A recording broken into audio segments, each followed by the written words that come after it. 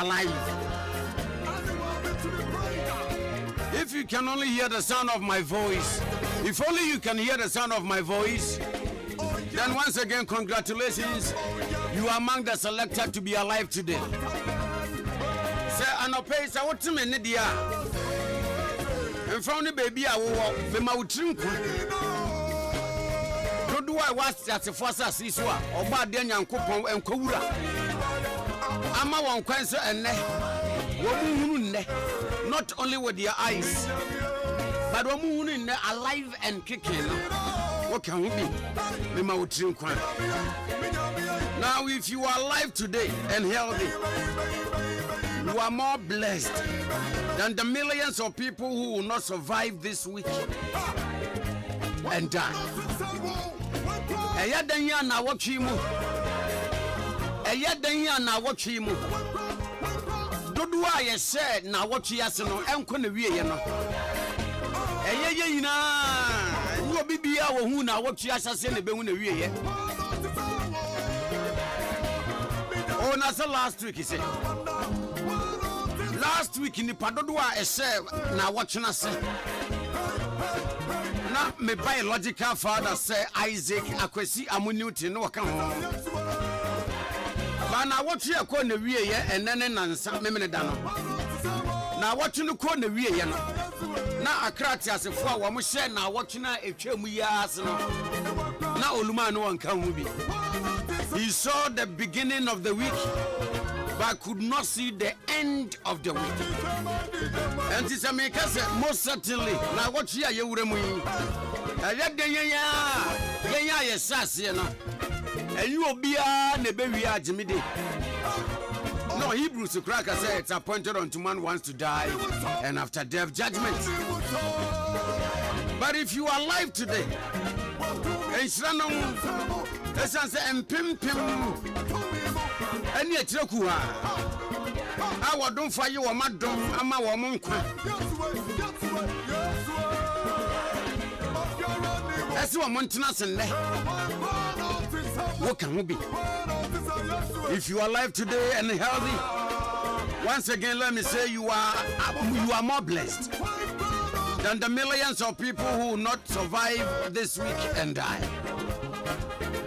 Shall we take a moment and say thank you, Abba Father, for the gift of life? Okay, 101. I mean, can you be also? Yakoda yetu yopunum, right? Yakoda yetu yopunum.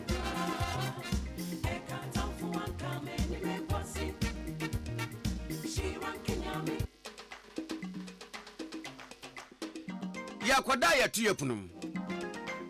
But yehwene ya no yaso. Eni e baby antokro da no. Say yakoda e hono yantu yehwene mu. Yantu yasum ena yantu yenum. But unnan sorry ye. Ema wano amra wokoda ye wubie ye no. Wu se cockroach ta freshem. Waso okoda ye wantu wasum. Na so sorry ye wu se kakape ehye wasum. It is the doing of the Lord. Yonder radius a one crown or the Amaya and January 28th, 2025.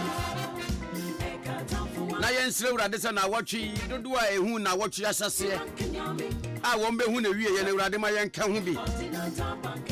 May we not be among them that will not see the end of this week. Ono radio wa de se na watch fufuro yase no ema yehu na watch fufuro yase no ema yehu na watch awie ye. Good morning to you and welcome to Ade Akye Abia live on OK 101.7 FM. Fiti sabre kwapem se no ndu baba pam de. We are here to do Ghana's business. Se waka ye ho asedan kan se odwene Ghana ho ti enne anopai o me adwene Ghana ho ya from Chief Captain Field Marshal OHENENANA KWAME AMOH. Thank you Dr. Father Dixon. Thank you Lawyer Kennedy Asante Osei, executive producers. Company for na se Ade Akye Abia dwumedie ya ha na Ghana kasa ha na Ghana tie Emma Yedi Hunchiame. Over studio hard. Isaac Kwame Amosho. Abigail Ashley, woman of faith. And then Nigeria Rafa Taya Buafo together with Chief Captain Field Marshal. OHENENANA KWAME AMOH. It is our duty to serve you the best interviews with your views and all the opinions and them-dems. And you pay my entrance. Now you're Ghana and someone to Bamasuna Yan. Streaming live over your social media platforms in Inaso. Join and share, especially your opinions and your views. 7 to 7. Akasiman sona non swabo. Ahana Ghana kasana Ghana tie. Oh yeah, Daily Graphic. Now we hear Ghanaian Times Chronicle. And the one cat and then front pages and some of the buy and nebini. I was just a man penny John Dramani Mahama appointment. No, selection for one. A yabutrela. Woguso pick. Obe pick ya. Oh, be pick. Make us say Farihan Al Hassan. Appointing the new managing director of Ghana Commercial Bank. Will be the abane. What's with the beba watch now? And run of finance ministry. Abaya say you have Ghana Sika something in touch yes. Wamubo ja edaj media biedi. Gold Board Technical Committee. Wama said the say Sika koko ni asasimu egudia yetu o mai munotitru ni gold. Technical Committee ye wama said yes. Gold bia ye betu o mai mu bia no won be test. No mehu say your original nya be senior enya kupa ana kopa. Enya lomi fala aye de sansan bobo afa ho. Gold Board Technical Committee wama said ye. And it's a cocoa beer and I go to be a be overlapping a dear free or may move. I copy you so maybe a befa woman some. Omo dear doma beto gan you go to Sabon don't come in. I told when you see capa the abba or may move. Not lawyer God we need to get Tamako. Was since I am in such a puntua or deba NPA. It should be matter. Was what the NP ever cut the next level before can you know? And the young fan says, yeah, say NP. Our phone for lawyer God, we need to get Tamaklo, our Tam MP. What the be free phone for? Eddie, I call from 1,000. Yes, from phone 4 to from 1,000. Oh, Lance Minister Emmanuel Amakofibua Energy Gano. Yeah, what took Kokobo as a weapon for mass destruction. What took Kokobo's intercontinental cruise missile? Was there 57 now? 1 person be the teaspoon crab beura forest reserve. Say one here crab walk Osaka crab be the abayade dabi. Nan campesa would the champagne and excavator Abeura Forest Reserve Museum could trust as more good year. I say no. 1 person be more better say Obide excavator Abeura Quiet Reserve Museum to mining. Hey, and you are no better treasures marble. First and baby and sonka. That's right. Na mampeni John Dramani Mahama ba ye ya. Woko kura na uhwe mu je se kura fe na wo hyehyɛ no office nkonya. Se kura fe no mo sense curtains e wo Flagstaff House. Wonya ntena senye na ho me kwa krampo no. Anipa bi di akoto nanim se be ya. Ne papa mu a. Ma me je mensa. Electoral Commission boss. Onya no kwan boko. Na woja no kwan so an yo no nko a afo from yen se ka no onya wo mo kwan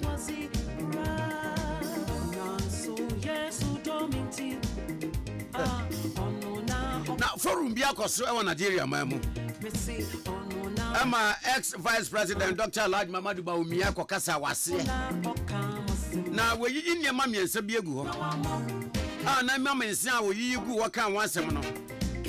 Enyema nson, sorry. Enyema baako 7. Enu oyiyi se quotation de to. Na wasesa enyema baako 7 enson yi a wakan wansem no. South Africa yanhwe yi a ebetumi adi yewu. Ewu ebedi yan se ebema Africa democracy ayebasa. Wankra inland points. Wankra inland points. And when you fall by man, yes, by March this year, the enough first phase not going to be yet. Not what mad than the day. Hey, Wankra inland port, ya, bread. And so Kakra, Kuko Benumusu. Kakra, Abrabedi. I cast Mammy and Sanan on Swambo. They won't cut a banana pay. A be someone there when mono and a meji bako. Secretation, dear Maui. Now, my end was said. Once again, so our journey in life. Our Ade Akye Abia Hanagana Kasana Ghana T Woke 101.7 FM. So, yes, I say, I can't go near Digana Hong Kong. Thank you. Good morning. It's a good morning, the best breakfast show in the capital. Yes, it's okay on 101.7 FM. Good morning. It's a good morning, the best breakfast show in the capital. Yes, it's okay on 101.7 FM. Akasima mienuna na nswabo. Yesin kunya wa Ade Akye Abia. Live on OK 101.7 FM so. Ebio yamwache de wase. So afide ne da OK FM. No aka ye ho. Dia Ghana nkanko ne nimpunto de na koma so de. OK 101.7 FM anopa bia Ade Akye Abia obaso. Betie Ghana ehun nkomobo. Enye no nko a. Wode na dwentran so ba. Ema ye kabom. On say nra ye bie phone lines ni say opinions and views. Obia wone de. Enti obia freye, obia kan ne de kama. Ne fanie. Kabi na misumin kabi. Sabi. As no obia nim just like our faces differs. Sana our destinies and our thoughts and opinions differs. To obi kabi bi no ne nya adwene a. Asem se ya nya abotre, ya abotre. No gidigidi. Edwas swati asesa. Now a message I would be Facebook, YouTube, Instagram, X. Ni na no. O de o wadwen kire ne beba. Na mum nye de sabi. O de bechi obi adapa. Thank you. 7:50. This red chocolate drink adawroma. Ena medi nkranse bosha ne nkom hyensem yi ema wano pay. Na mesre dia na bomabu dia watoba ha. Nkranse ne bosha ne nkom hyasem yi. Honhom ne kame say enne. By way of motivation. Min se wunkran. Te ye nkranse bosha ne nkom hyasem. But answer na ne dia se dem this way chocolate drink. Dia wunya ni so hye. Aya charge o battery. O battery na me se charge no enye o mobile phone battery. Nemum eyo ni pedua no battery na ewo mu no. Ni pedua battery na ewo mu no. Yemfie ni hu. Nanso ne na se ye mira. Obi se me ye adwuma kakra bi no mabre. Battery na ewo mu no se na ho ode no kofom a. Ye beka se o ye kwadwofo wa bra wo pa. Yenimu se nka wo ye adwuma kura se desert efunu ponko. Meta se ka kwa utumi tu usembo utumi rika ne bi di akire. Na wo huri se Captain Planet na wa bɔ ho se Spider-Man ana poster. Wampa wo bon se o battery no unipadua mu battery no e follow ana ekofom a. Ka na ekwa se bi asafe na etwa obema foforo. Untumi ntumi rika. Na no kra wo ye se wo bɔ ho kra no na patri ye nyame nko anko e ko hya se mata na fa wo so. Ni pedua mu battery no se ekofom a. Okay, fam. O enye. Eni ntina enimudifo a wo mo ye nutritionist. Wo mo ni mu nuane a ebo ama nipa no abribia ni nipadua mu battery no nya hoden na ahwehwe mahu se se ye penuane ase nipa dasani edi a na ekonomu a atumi charge ni nipadua mu battery no a ewo koko abam mpanifo hu se koko aba no enuane mu animdifuo yi nipa de hunufuo hu se eniema pa wo mu a se ekonipadua ni mu a atumi ma nipadua no ne battery ne charge de ane ye befa kwan paso na ye de aye drink ye chocolate drink na ma koko no abanu mu mfaso no charge nipadua mu battery no etumi akonipa mu ne santi ena nimdifuo yi this way chocolate drink do hiali nsi ohie anopai this way adawroma eni popular story no cre esi because by the grace of God when we had the opportunity to visit Israel na ye call the Sea of Galilee no any other historical places no ye ko hu se no cre na wo ho se nanu bi osiani Peter wonya nsia Jesus no abusia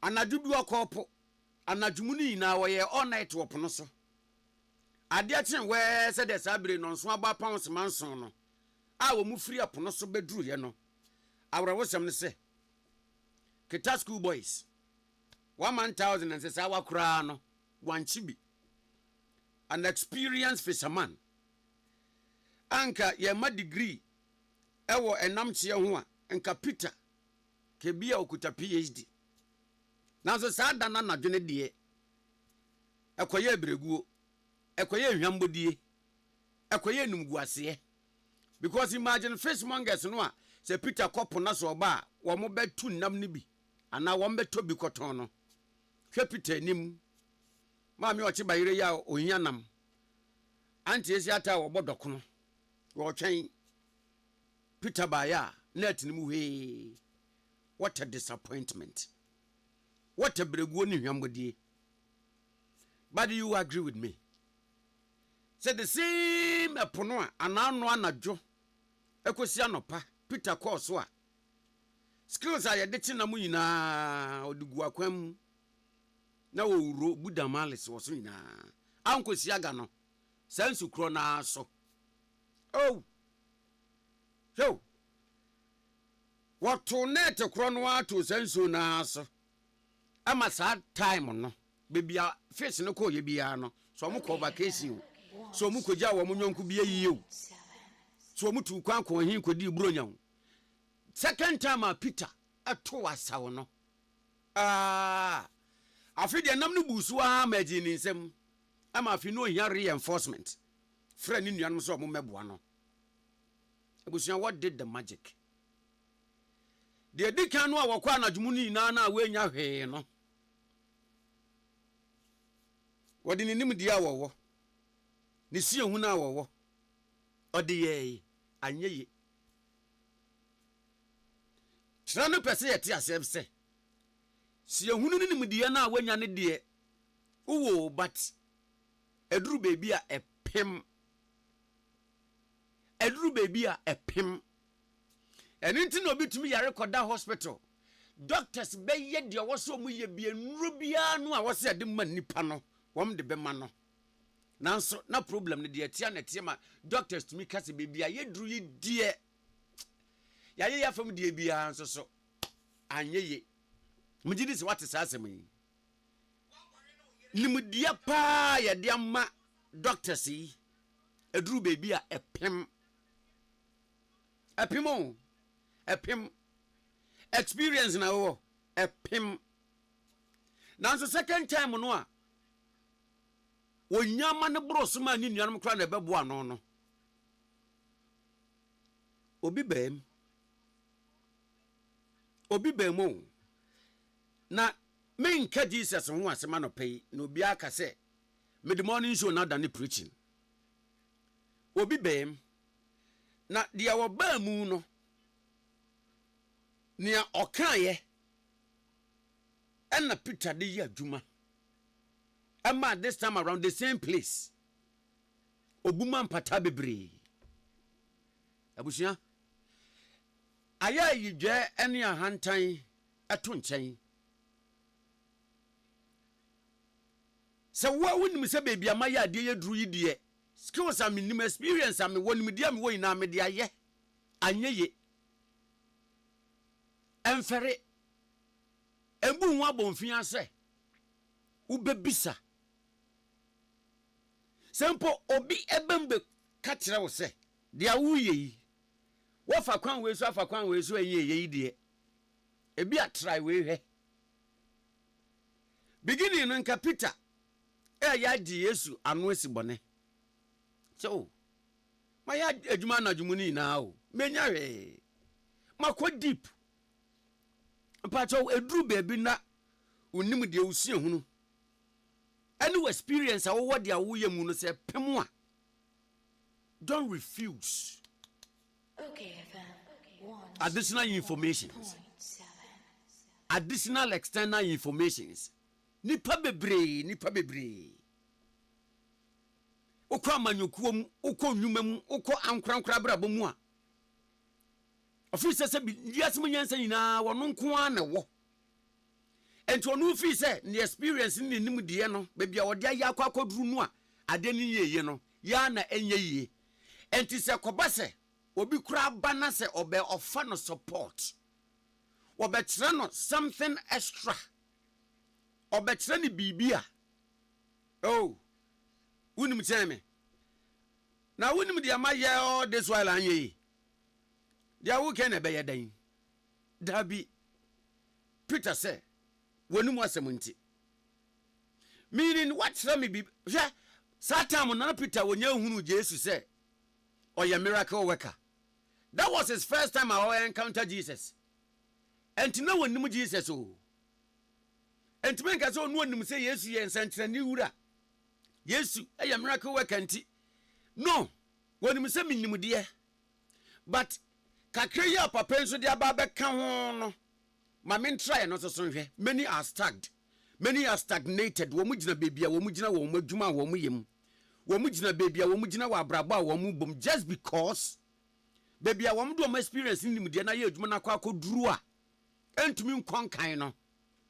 Obi little advice a offer ye no. Wo mu mpe.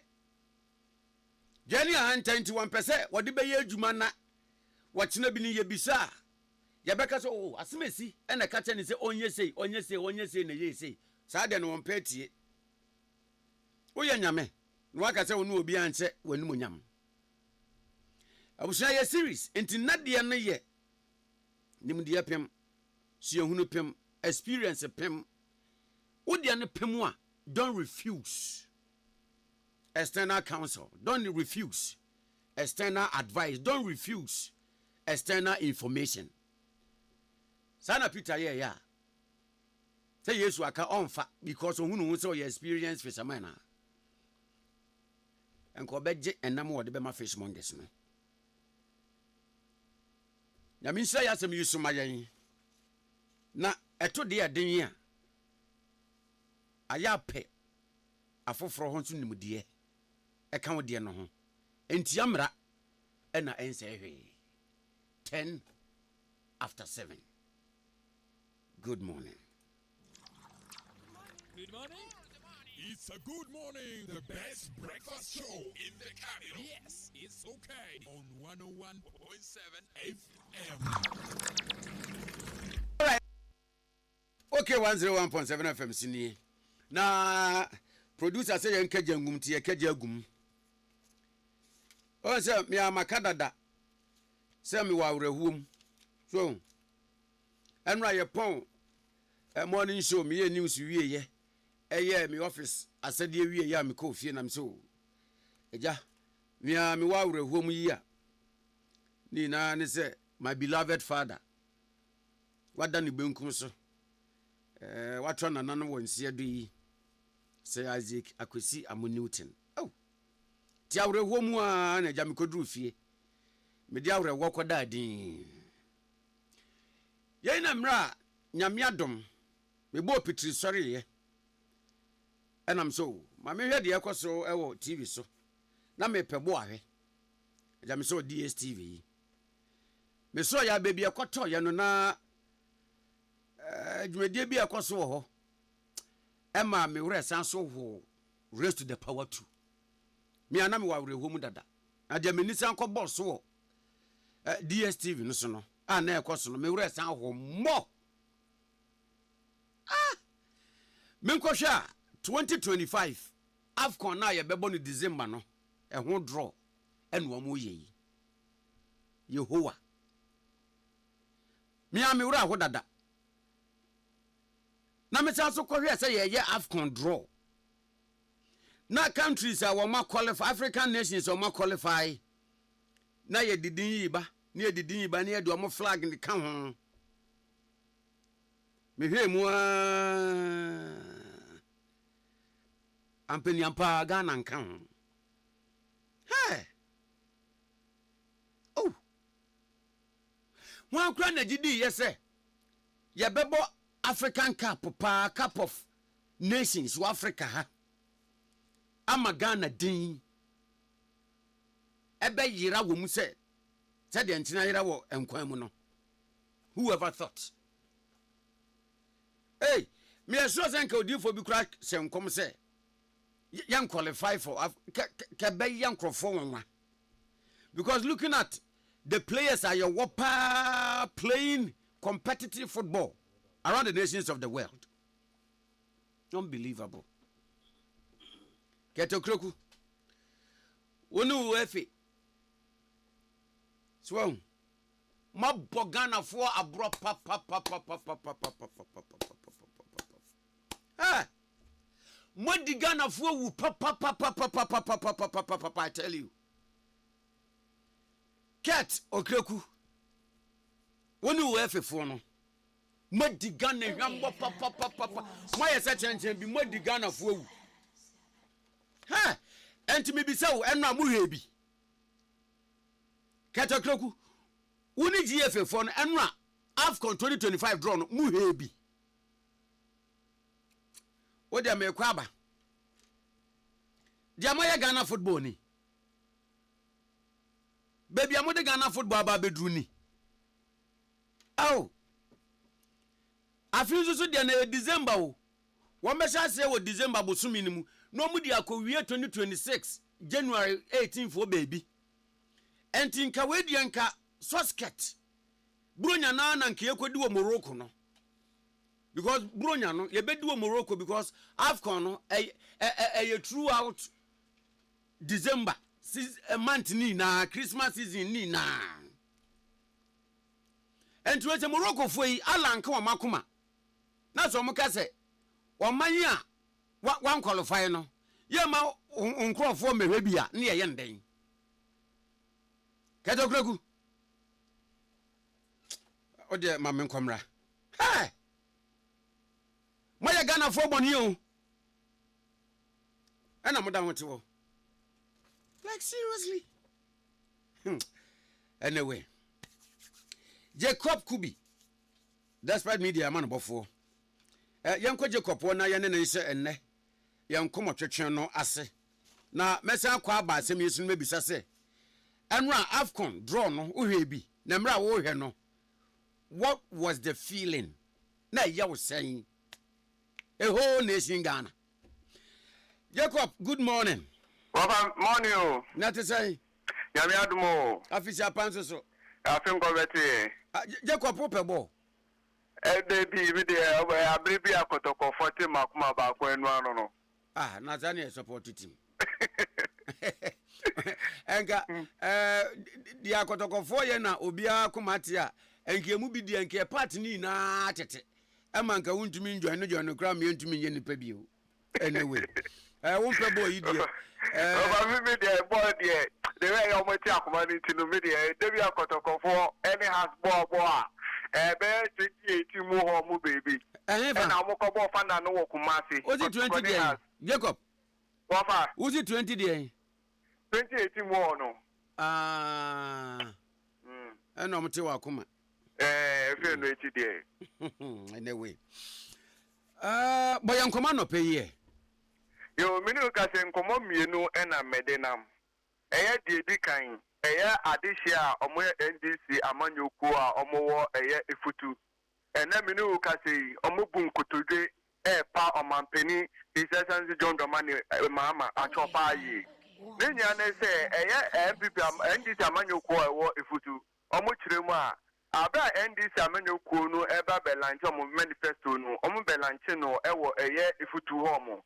Na abra omo lanchi nimu no ena omampeni His Excellency John Dramani Mahama eche eye James Kofi Anan a ono ye NDC-PC ewo eye efutu bose senyame ya adom na omo ba abemu a ono James Kofi Anan no wa brewe futu ye pa nti obema ne position enti enumu no eye James Kofi Anan de ede tuto omo party for nim so mo nye adwumaden nti omo so twirema omo ye adwumaden ema eye aban afemu ni de aban wi ni e ba MP no omo ntumi wi ni mane kodi eye MPP amanyoku no ensem na hono no ena mo frɛ no mo kyerɛ ne sɛ position mo ka sa mo de be ma no on chusu de ope ena o chusu eye bakwa miensa na miensa na o chusu ye chi nyina we hu sɛ sa miensa ni nyina no omo de ama eye enipa foforo enti ma onu ko James Kofi Anan de wanka hwe o wa twem sɛ aka 17 de ebi ana ya ma ne bi enumu a na no di fi eye efutu eba eye Accra ewo ne office o ye edwuma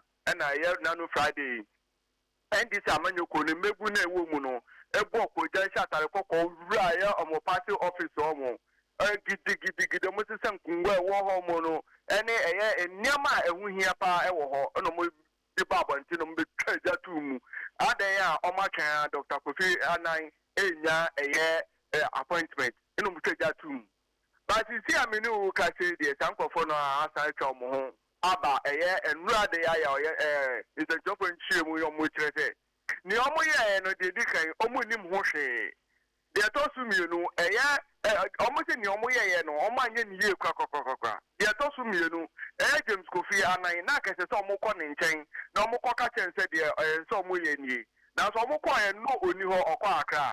Na omo de to ya party mpenifo n'enim e na party mpenifo ne chese de bi yenye sa enti omo ntwen computer mo mbe bubo eye 17 ni nyina wie so mo bubo wie na se bibi wo ho mbeka no omo aka o mpenifo ne kan sa no anya party fo ne de e no mo wura eye office wo mo ko sese sa eniema no enti omo de chopper e ma honorable James Kofi Anan so omo sre na so omo akoye boni e tisa sisi a ede asotwen ebro omo afi omampeni so omo panicho na be de tire omo pan omocho afi party mpenifo a omo efutu endi tamanyoko no embebu ewo mu se omo pa omocho omo fa omo boni encho omo na enya ade a omo be sabium afi de kato enyemo omo asense wo eye party office no omo betiaka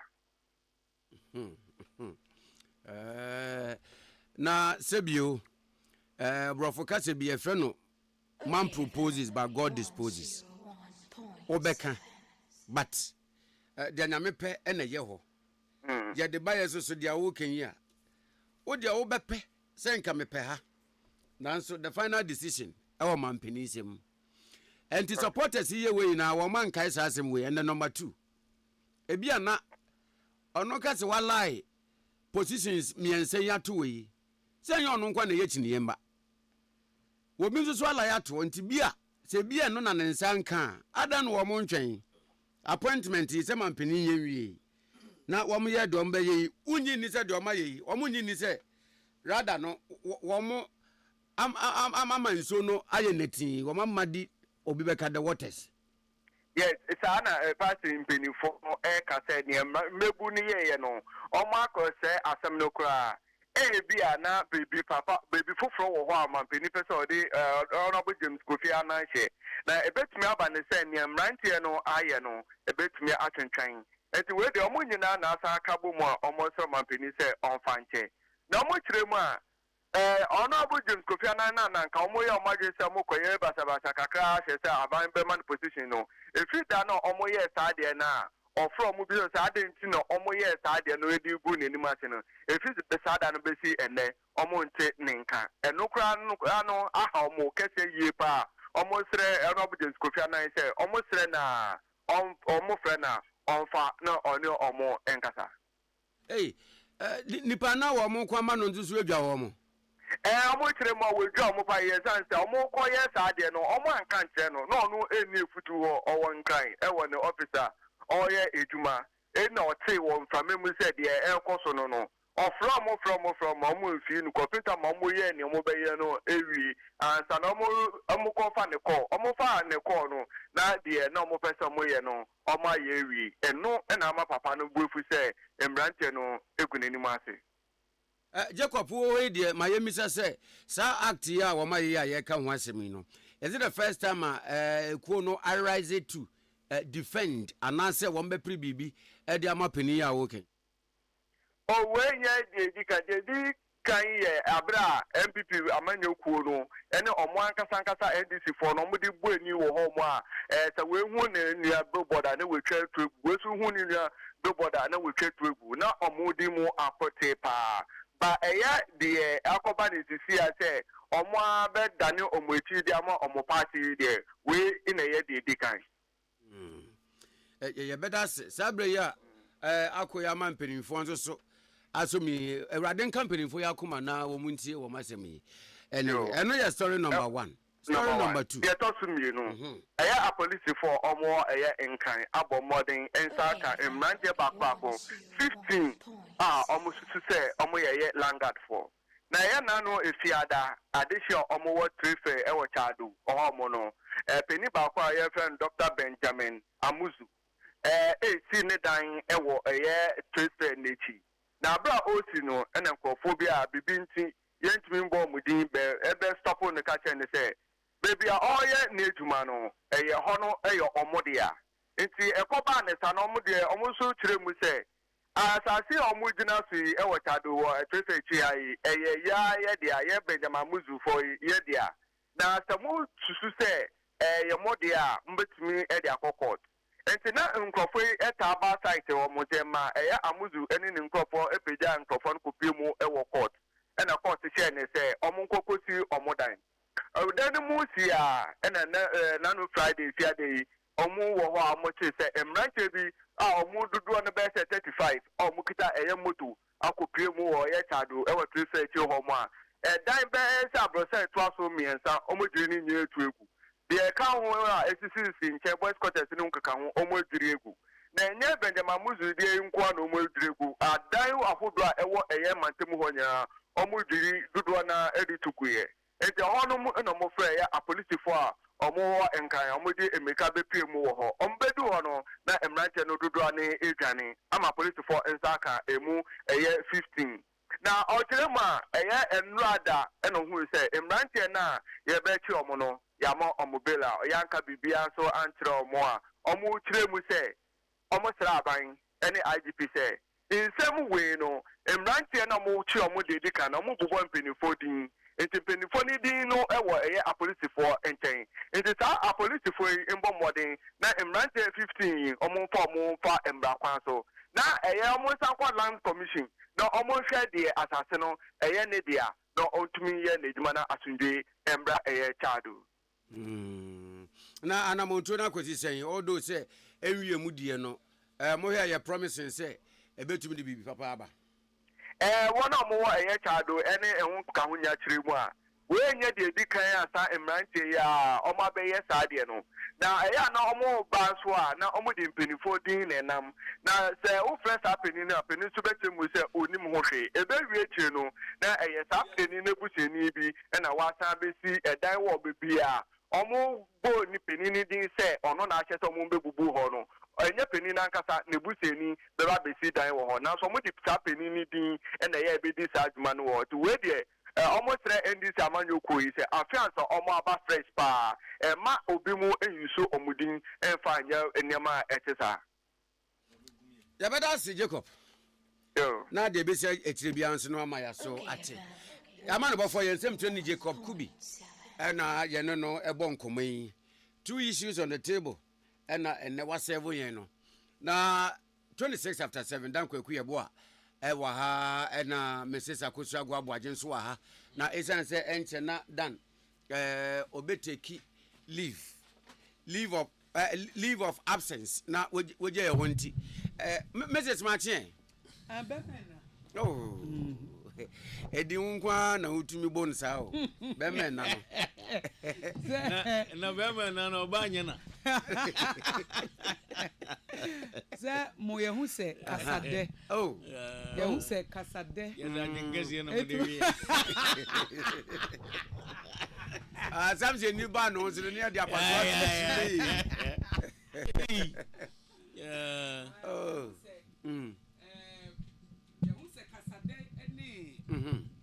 Saying the right thing at the right time, no. Eh, kama. Tiensu so no. Sa weapons no. Ye de be ye adwuma. Na ye de ya no afefa mo ho de age ade. Adwinkase. Kwame wakasemu. Asem de wakampa. Yes, o matena sie o se o mukekasa asem na na ye jimi abete. Ah, je mo ko. Za beji conference no mu ko take that decision no. Mo va Kwame su de yiye. Ye hu oh, hey, Emma. Oh, Kwame. Oh, Kwame. Oh. I say, oh, done. So wow nim. Oh. Wow nim say. Oh, and we have to go more. Wow nim say. Down my men can wow nim say me do won't na me worry. Me share was so bad. Now you about what I say, no, and what you be 18. Oh, Ain't say me can was some about me pen was some unti o. E pe se odi, pe se wani je, pe se wa ko de ope bia ka kire me wate. De wo pe bia me jai ye. De o ka de ope ka se wo pe bia me jai. Na de ope no na ma ye tu de ka kire be. Bo se be man ni ego no. Ne pride na ba. Just much done am for pride na ba. Who is the fruit? Some catches. Makame at the end you ever day. I got a girlfriend go catch and say you are the best. I seen a when I ordinate to me one be best. I think you are the best. When I ordinate to me one be best. Now that great. Oba no ne be ware na oba no be oka chance wo ye beje say best dey just your nose no wey you nko an I don't need be asan na okay na okay ya ware awie nti best ne de he ya ware wie na ko fufuro na ode metoto no ko na se dada na ode toto dada no a ode bufua na agree ya go bo le wie o anu anya ko ne yere si hey darling or the two speaker darling it is saying oh now we hin wa fi wa bobo na wie e wa madam funu se ajwa sigana e jedro wa ni mu na yo busy go eni ndi na hu ya o dale na bana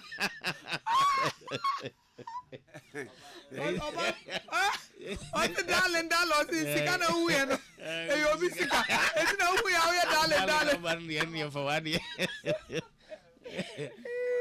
ebina gozu ajechire mu se o mu di adwinkase na fa yo ba kachi Isaac say nura minimina na kasa odu Canada oni ali madona no e de be ma bia na mse na ye di so se onu nyani da ho ye di so se onu nyani da ho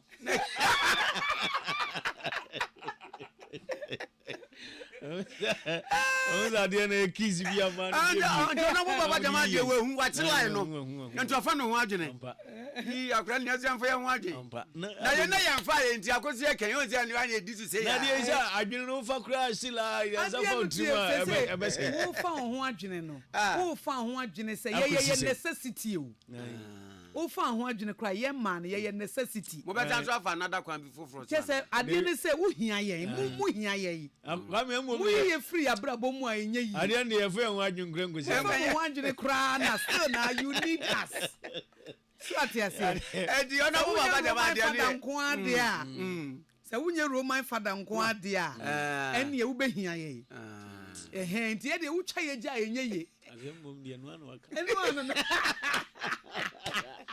we go visit nje Kwame na nanse want say papa bi onya 80 years akware 25 years am na mka chiro ope vitamin C wonu 80 years o waye o sikani o aye adwuma nya ska akware 25 years old anyway on here oba won like on ye wo responsibilities bi onya me de mama mu ntimi nye be ma wonya 80 years me fan say oba ni wona agina bonten to aduane wonde agoji na odini last come oba bi ni agokan wasi Ade na mema na em se bonsam aboyedua. Wa. Ye fi oba ya ase na ba ye so ye bra ye bre na ye san bra kopa ya ase ko na akọ he.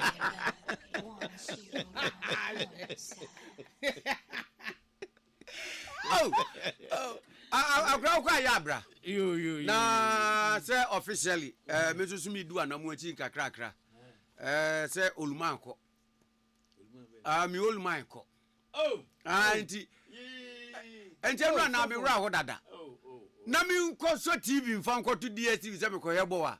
Me ko ya ye AFCON 2025 draw. Na si Ghana wa yinia. Agwa Cobra na ye misa say na eba ne say.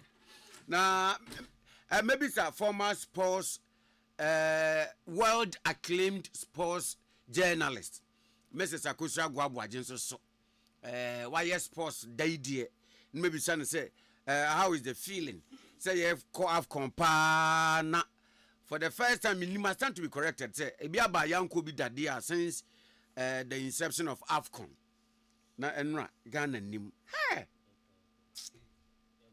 feeling no na deep message me kwa ba so we say we feeling me kwa ba a feeling no na deep to the cobra Uzafo no me no so ba pa won sema aduasa me 33 minutes after 7 yatin komya so ade atie bia live on OK 101.7 FM on the line Hopsin Adoye Director Operations Movement for Change of all Martin me Joseph na boko de nyanko padum boko be mama frisha panso afi komotie pa afi sesei na wani swade hunu no apede na se de na wura alanjon kodwo kiramaten epese oman yeyi a abato no ama namba mambuo mu no na mampeni John Dramani Mahama afre no age nenim de ni bi aka ne de ho na oman na duru bebi a Alan ehu anani beje that's it.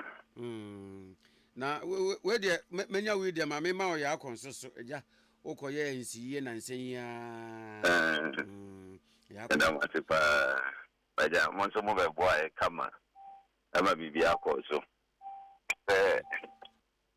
despite media ya share airtime mo de ma ye ene emo eyi mutu ana mo ba yi nyina nyankopon nhyira mu nyina ami se chama jena nti mama enso na meto ha me hu se momo bi asu hu se hey ode sabode na ba ai se momo bi asu o na me se chama de donation aja na mada na chama we we tiani nanti kakra nti na mama hu no wase no yes ya dase mu wie mu de ya na me so me de ya ba yo wade mu wie mu de ya na me so me de ya ba yi mi olmayo wanzo so asre kwan asre kwan ti wandra dia mahama mamgo wade ya ma yako ya ni blessem dia bate say Yesu kra ye jahim ne ma kan fedi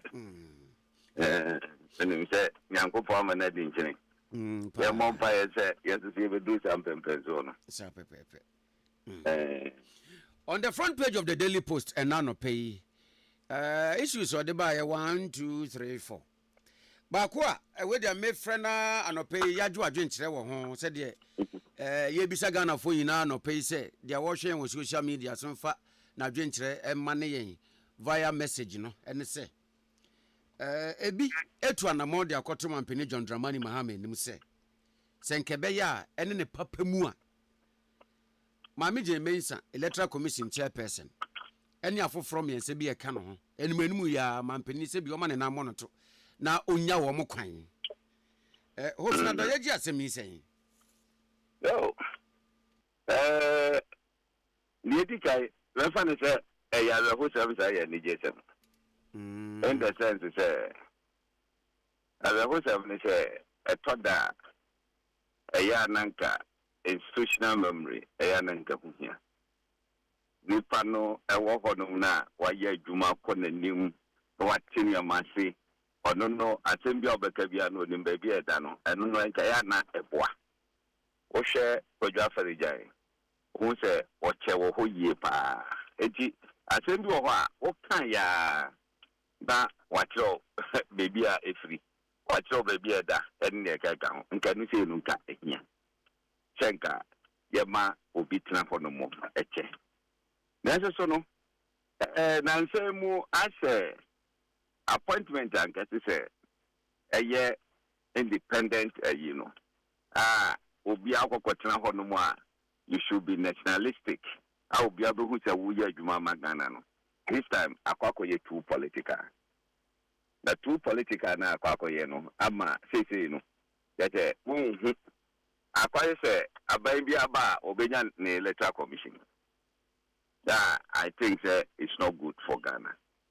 Now, this particular one, may I support it 100% because of one more attitude and posture.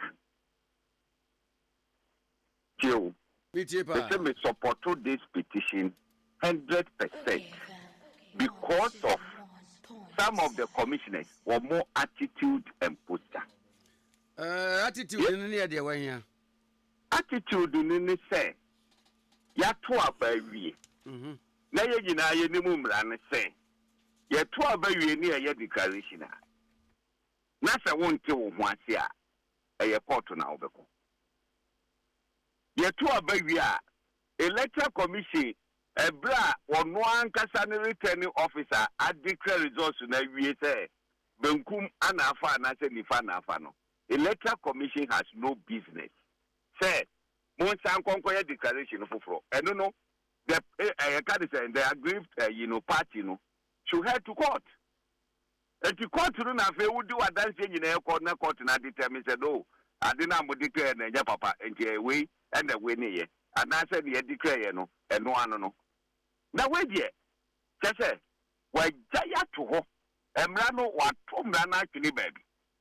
I don't know what I said, Kukutako. Check. And then we know what I say. Why? Yatuaba every December 7th. Yakwa could do 7th.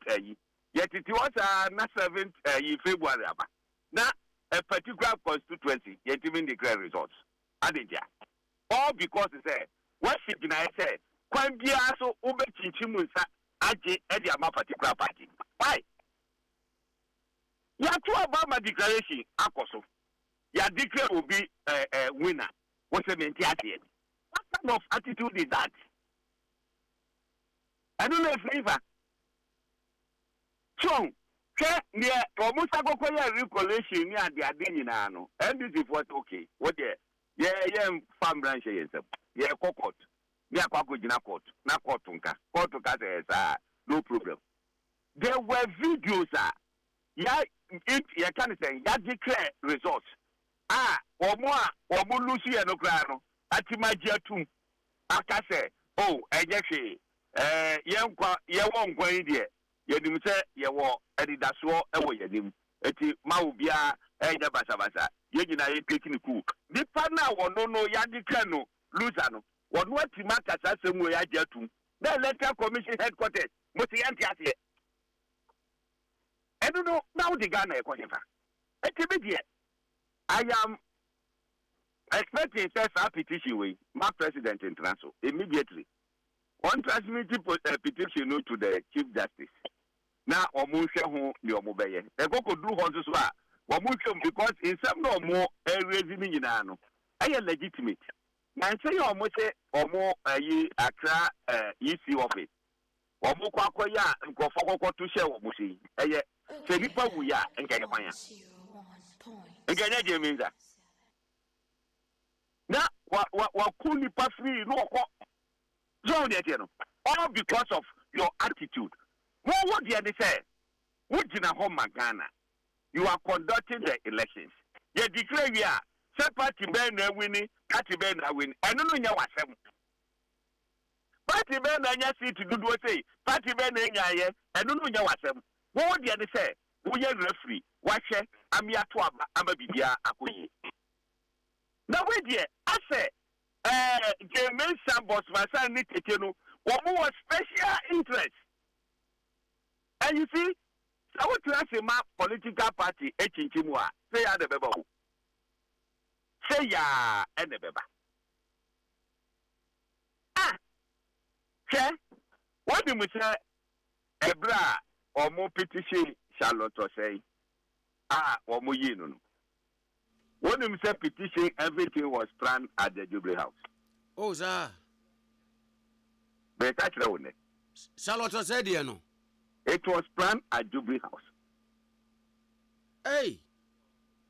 It was written for, and the person signed. And you know you're neutral people. So, sure. Yet, I make a choice. Say, I'm here, a bedroom review. Got the electoral commission, I bet some way be. So, what they look at the speech, the person presented, according to the news, I'm presenting, not receive justice on. Before I said, the panel time, now cover letter, and they go, a year you plan, now you are prepared to hold the data. Ade Akye na flow me tama yewie election na me catch ru bi say je mensa omuma ne traho me ede efe and they say what otamfo hye wonu monyam no dey no yeah fe no but who should the way kese what jejam the ding this say yi meanwhile I didn't know no one particular was it one of the constituencies. Return officer they say no more because one no figure now when you more quality you know and you know more deba and no more shadow so it was judgment biom. Look at this indictment. So that over now returning officer no supervise election or no year the coalition and declare Musia Mama declaration for now new figures eba no akase because of that adwuma no wawie wonye biom. Okay, FM 101.7. Eti president Isaka Ayina, I think say as he said immediately woma local chief justice wonum na the ese omoye no omoye na yenhu say committee no etimi establishing the work na of course one of the reasons and he said what the private for serve for from representation in parliament, which is a fact. It's not so there, it's a fact. And you know that the money no or much me economic okay petition no point. It you know say this ya what go maybe at no mania obia or no be neutral. Before a Ukraine, what we say people raise issue about Bosman Sari. It's a notorious fact that or your patron for a can say a test con. And then it's there. Or your patron, a test con. It is a we are patron, my test con. So the belief is that we are MPP. I don't know, Yayi. A cow hold the move yet, what you ma. No, why you think Yatua baby, the Aqua Cuisine, Monsieur, about the Yatua, Mon Conquer Recollection, see that be a running treasure. Yanko and Conquer yet, Etino, Monco court, Tamonco contest. Near who say yes. Who's Jatuma, Adia Magana. But the way my young white guinness a chinchina chain. Since you need your honor, my son, Muchi, and the cocaine people, dear honor. Eh, who? It is Omukwa, it is Omuko. The fourth person now, Dr. One or Hine, Bibi or Hine. What do say? Peter, election, you move a recollection near the other. No, who said that? Who be prayed? Yeah, Dr. Peter, Apia Hine. Apia Hine. On also, no, what you say, they have video evidence. What radio show as MPP panelists defending the government that time Ade so on the channel. Eti omo decide the money nyina akika ho no mo de kwa. For the first three Jemensa Bossman edited there or more attitude or more poster everything. Actually say They are not in for Ghana. They are not in for Ghana. They say before super 100%. They should take action on that. Said the Oka say, Mamma Charlotte said, as I say free Jubilee. Emma Jubilee ho and a petitioners no. Etro Kratano Sensan, yet the Bible and Ting. A better say a neutral people be our mere Ghanaians. We were told to cry, or we were made to believe, say, they don't come close or near the NPP as a party, let alone Jubilee cry. Now we saw Kobani say, in that same light, and Crawford Quadrin said, Jama, when you send this for B, and Flagstaff House for B, and Omshase. Near minimum, Anamaka. Near minimum, men come with them. What about it? Near minimum, men come with them. Near minimum, Anamaka. But then I can tell you for a fact. There may be a hot one, yet the moncophobia of mobile, but trot to her corner percent. What was saying? I see with our now, and so no be a church hour, Trotro. What they are we face again? We know. We know. Yeah. And then my area say a Kobani say here. Now a quack trend be a daho say a camia say. After 8 years be no say a tuaba. Na abai no was no. When nim kunimua. Electoral commissioner awo any emoji my phone penny 42 ye taja wo mo kwan Charlotte say koi and James and so nipa bi aso je gu ne tri so yi ye kan bia eda ho e bi use and na the credibility of our democracy and the integrity of the electoral commission and na ya totuna se na make say unfortunate set that the way is na efrihi ana babedroya so they are the former party at the shot here because Afarijan was not sacked. Afarijan retired. And I'm a boy. Yeah. Afarijan retired. And the president and the government and also appointee will be. Or appointee will be no. If you must or money yet. I know Mufa can be also. I know Muyino. I know Musaka for Modiaba. Every one in so, and say anything. You better than Yakoyadim. And I may say, no make us say, why should you never papa yet say? Just say, I may be over baby under the letter commission. And say, a banita. Then so, maybe I can forward to Moka. Obviously, maybe I'm going to papa and get it. And I'm a boy. And I just may say, you can make sure crown put there and come by attempt to be as or move, The mum. The suit in the pine. The way I want genuine effa. Oh, clearly say, Mammy will say, or man take care, or bet me the walk grabber. Hey, and then maybe I make us say, hey, or mom by it, or Munana Miasi. That for Yana Miasi. Dr. Baumia, or be considering them. And that's an Catango will accommodate a poom and a babagana. Then I make a joke. Accommodate to papa and a babagana.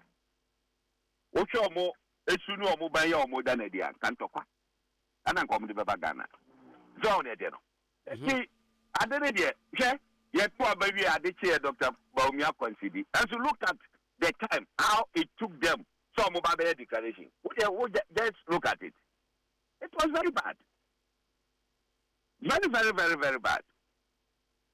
That is I endorse it. They should forward it. Or more to me establish it. Or more prima facie as a lawyer for no better than that. Uncle Babintina. Now this time round, or Muyi Electoral Commission Commissioner Fufra, President no more they say, I mean the neutral person. I will be able to say, the person is dear. Or you're neutral. Now, you have had the mammy on because the electoral commissioner, apart from South Sumaya, the Mesa Danadino. Apart from that, would need pay yet. Abado Betobacco, Obianso Betobacco, the akabum. Do what you know, and no, Anna, ye declare. The Sasubawi, sa attitude in the post away, and no, and a year ma amount for raising issues. Now, the woman is even, sir, I am from Swakra, or be best suggested, say, yen to me, pardon, woman, yen to imagine is sooner or more correct or more wrongs rather than ye jaw more quiet. Sako Takwas, attitude, I saw Moko. I was so Moko. Yatuaba. Yatuaba, or my declaration. How do you come back and say, sir, will be war under duress, and the man no declare results? Hey, I can't say, Pamiamo, Sasa will yet do whatever. But you are now war by mu, echo under duress. What to be that? What to be that? What would declare by you so? Who would say, other candidates into so age in a hobby? That is under duress, I don't do a one gata. I don't want that. Now, you are two baby. What declare results? What did I be anti-assay? How do you say, sir, who was scanned copy of P sheet? The originally the woody. And I don't mind that day. The original copy now was scanning and who's woody. The boom. They are scanning and they are war. Meanwhile, Yama will be a copy. If you won't copy the amount, who was scanning or office? If you want about office, will be fine. A strategy to overturn the results. A strategy.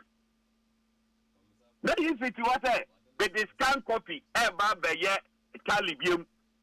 What is that? I mean, no book say, I break my off.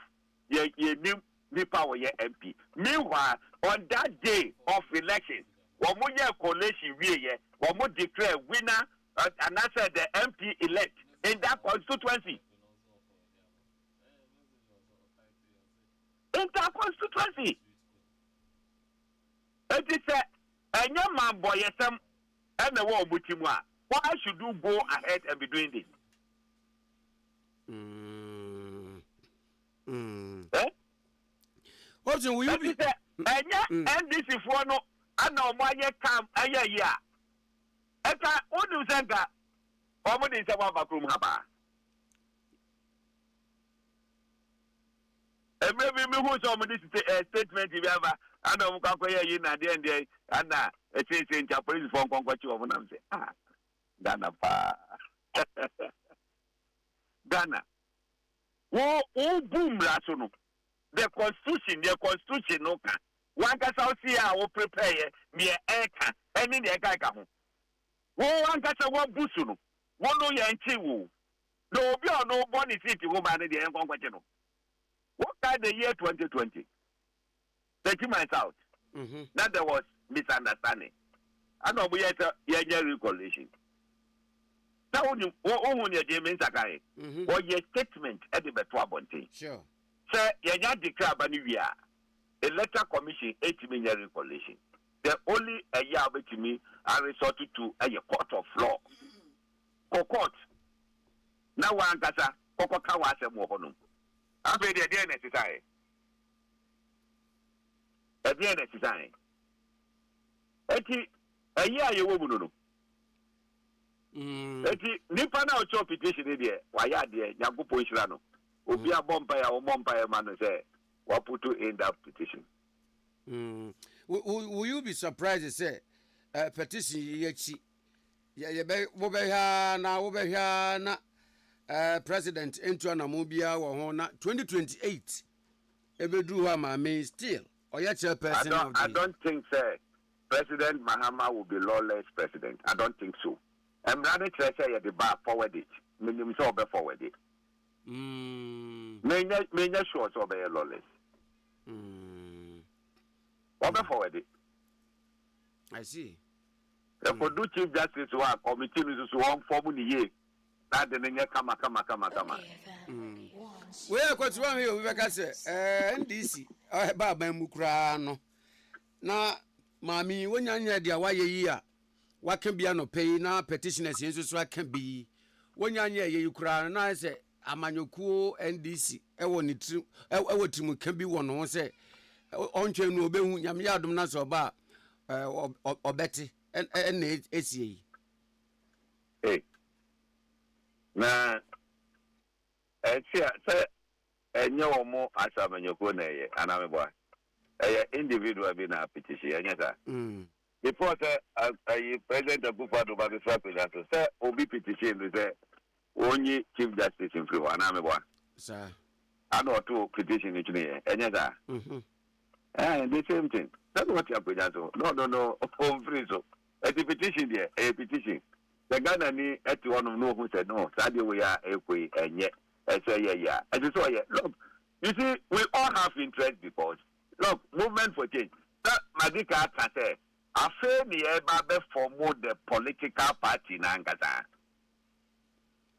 movement for change we have 4 years ahead of us yeah ba be form political party ngata na 2028 yeah kwa yenko the independent candidate yeah as a political party so we also have interest who is the EC are neutral we make sure say bibiamu and the fine what's the mobile as a political party and I want you calls to be a free certain quarters kase sabre ya NPP amanyoko no wo position die e brass say wo mo yen satraye wo munti empanimfo bi a party no mo kan be mu no mo hye agina wo mo num nyam na ma party ne ye party no a bibi nto mo koye no we die sankofa wo mo nsamra biem na wo mo beje party no enye a wura alankra ne di wom na ya jimie eti wo mo ni di wie ne ye ma ohuru nkukuo mu enye da wo mo ni di wie ne ye ma ohuru nkukuo mu ye bedane pantry boys enye da they say movement for change ye ba the form political party ye ba 2028 ye ba be contested people should get it they should get it ye class mo bi amfa ya sika ma me gana nka biom ye transi as a full political party the honor no ana mo behu the show Alan ye ready so obeko Oday Alan ye ready so obeko mo ba no be ban 1-0 so mra no nsam be MPP ni oh baby from nkomo ya didie I don't think and I want so that so be ban MPP that one I can assure you from nkomo ya didie one yet we do it one yet I see one yet that ti say dai na omo so na omo pitri sorry na em omo pitri yeah for full force and then look cause I mean ade like tete ama for omo jai what was the one you be there omo kwa ko jene NDC omo so omo jai MPP look ama for February omo February ekrofo a those days omo anachese ye pesika omo de yiska omo nyina so omo jai MPP omo jai omo jai na nka ajure na omo anya na ye nkonko from mra no they should I mean omo tonto baby kra Panyamo me hope say ya Abia Samuel Boniface na ohini to former general secretary of the party the beer party say ya kwakodi alachi sa temokra no kese omo nyanyi candidate o party transit for letter say ya yi free party no emblem no that say omo achi omo nya candidate o yem file you Now why you way say we do up on mutin and not into or no go can say yeah party or the bra come better almost Omo mutin why do up on mutin bonaviso now up on mum na medim come on got on better I don't know yeah go who anamiwa here you be said yeah every being prophobic so the hope to quite a party to me about the idea and go position. It's not about go position. No go position. Where would you do a position as me bear muina? Quick one on it. Party Nashasi Mike Eronokwe committee or Mate. I want the day to crab or measures at Nasi. Now, my frost no ma will be amrano metrim. What veterans have froze said. Brano na wa wo ya de ma wo mudi nkuguo penifo kra nyantenase no JFK General Secretary on various radio interviews wakasa na party penifo bi nso kasa former subi MP any others wo mo kasa ba ku bi o hete ye say enti didn't they know say emra no mu piapia ala na tiko no na wo mu piapia party supporters Nibia, womuye aligned with or to Alan and Elko as our people no. Asem when you cranty or monko to abampo. Emobia. Tama Alan a drop for one call a unibiuna. One day, Anna me call Kende Japan. I'm not supposed to say. Alan see found that who says I was yes strong our form. Among the police stations, you know. They say can the Japan told me they can't radio so. What shall I see from Anu who said Allah yes strong our form. So I say uncle, any problem. Committee or what committee any problem. Now what is a committee who will be 120 billion cedis Didier? Hey, committee committee ben. Committee or what? I just committee member. Oh, I just committee member. Professor Aaron Michael Kwe committee no. The committee no. I will munyanshas here no. Executive member bi. Uncle Penny bi ho. Omu here 120 billion or the ashano hoboko. Ana apaja. Apaja. Why she say and why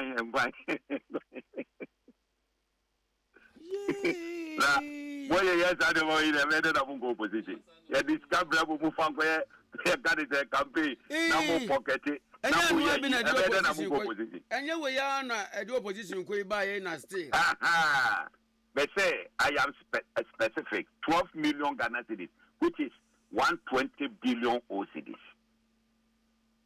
Party national executive wakojino boko wa mo executives ade tina manie ana peja the whole she no basa hey then again yeah can politicians are over and over and over again interviews omo grantee here before 2024 election now womoka asem krona repeatedly say NPP ebeko opposition yentumi enka enyi hopes na do yento nchen ewo radio TV so na woka so me say won beko opposition 2024 yeto abani wi ase na ewo Ghana ha e mo ka akra say ebi nsenke be ya wo mo ncha se kura mpa ka wo mo ne manko na hopes na hu die so o say Kwame what can say na ni obo be kan say we ye bita no mundim ne ye hu ani e hello na o mundim ne ye ka ne ye hu wo fom ani ye kasa no mundim eti o mo fi wait, yeah, do they got you bitter. You because I saw it. And me catch will be say, look, enka campaign no more yet. 1 or 2 things you be on no man, as I say, almost as I. Nipa ni say dia na me se men ganjre no. Na odie obehu. Na me can me nim dia me kentino I was very emphatic. Me catch le o mo say, e wie no mo enye so mo wi keke. Le mo ma be ye poto. I said it say there is no way they will cross 100 seats in parliament because of what I've seen. Near Etis or Muye, they were not doing that. It's a bit quite here or more. One here. Okay, oh, why you bitter, Mamufino? Oh, why you bitter, Mamufino? Why you bitter? No more can is our manager. Yet they actually, baby, actually. Results no buying. I say, I no more. There before I make say, and we are no more very no. And yet, they react to no mom doctor about me, baby, no. No, I got 39%. I said it. Said no, I got 39%. Yet, to a bunny year, now can 9 constituencies. Electoral Commission said, somebody in our car, you who can still Mahama winning to a better ahead. No, I yet. First a year by number of was 41%. 9 constituencies in the better or more at the clear no, I got 38.2%. So it should tell you, say, there may be a honor you who near can. As I said, more fun as super. Nobody, okay, may no work at it. Maybe I go on Facebook at the DM, but me no, and family. Yeah, Behunu, Becca. And I stand by it. Sabe my catch trouble. They say there may be a honor more 2028. Or move back drop from 38 to 28%. Or move seat of 80 something to bed drop up by 60%. They should mark it. Write today's date down. Write today's date down. But as I say, Munia Mambo Munia Casabia, or Muya Bibia, a bet to me, Amadia, who can abem. Oh, what they say, as something a macano. They say, what dear, or more fun to hold on Mugadi. Look, there be a try near Bibia to home our party. No, I need him the idea. A two dear, they should take it as a joke. 2028, a better about Mudim moving. Moving. Ah, now. Family, Mata said, Ubenya 39%. 1.38%. Who is roaming? Miss Room. Mata just a 1 cross 100%. You can say 100 seats. 1.84 seats. Who is roaming? What do you want to know? No money, bro. One gets on boom. Finally, Yemra, Mampeni John Dramani Mahama. Okay, Kako, now watch me and son. Na mambuom ready to me share nsa why appointment ni bia am say crowd dey watiesi abanyumekuo penifo a womede da no directors ni CEOs ni managing directors ni de aka so far who appointment na say no make us wabon humodin osha who say a youth focused government. Then na Alanjamati preaching so far over the youth the chance near the adeno. I'm say President Mahama an appointment in so far. What you most wa consider a mabruno pa a year. Ebema a mabruno the opportunity to help the other youths no any other. Ana mabruno no adrina edo mutimuno. E wo ho e sharpo. Na ni omuhia political direction. So they will brainstorm omo that omo bedwini e dia ma ban no. Na ban so at the 2 million at the actually ama bibia atimi akoso kama. It is so far so good. Yamano ebre said okaye no within the shortest possible time no. The aban expect or an appointment you what form on the cabinet, you know. Then they take off from there. But and maybe America, they say for the first 6 months. For the first 6 months. I did Ufi say enye papa. I walk Ghana has a piano. A Kufuado, Nensun and so on. So, Nensun and so. But they walk at a Bahama 1 year budget, true or false? True. I failed over the first budget, and I'm a one.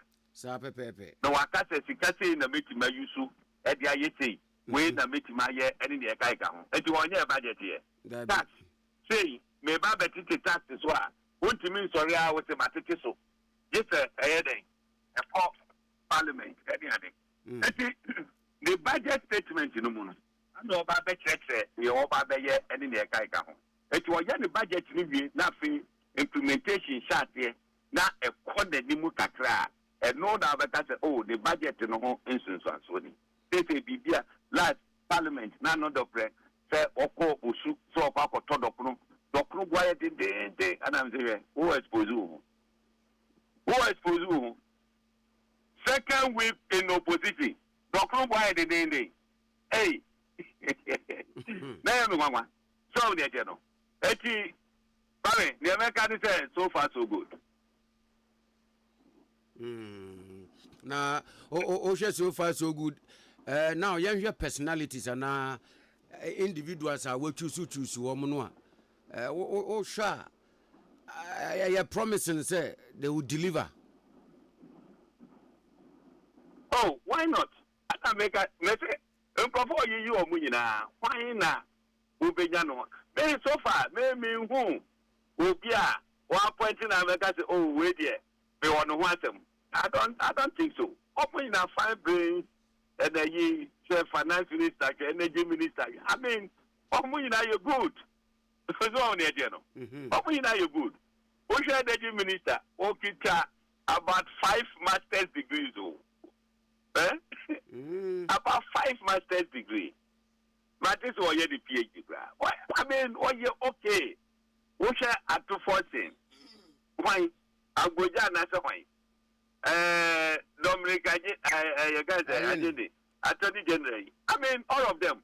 Now, over CEOs in the Edutama Promo, but in Talimo, Samijan Finian. I mean, so far so good. Anyway, what's the that's an opinion? Miss Meadows, be brave. Yane hopes in Adoye and a kitchen comey. Hopes in Adoye, Director of Operations, Movement for Change.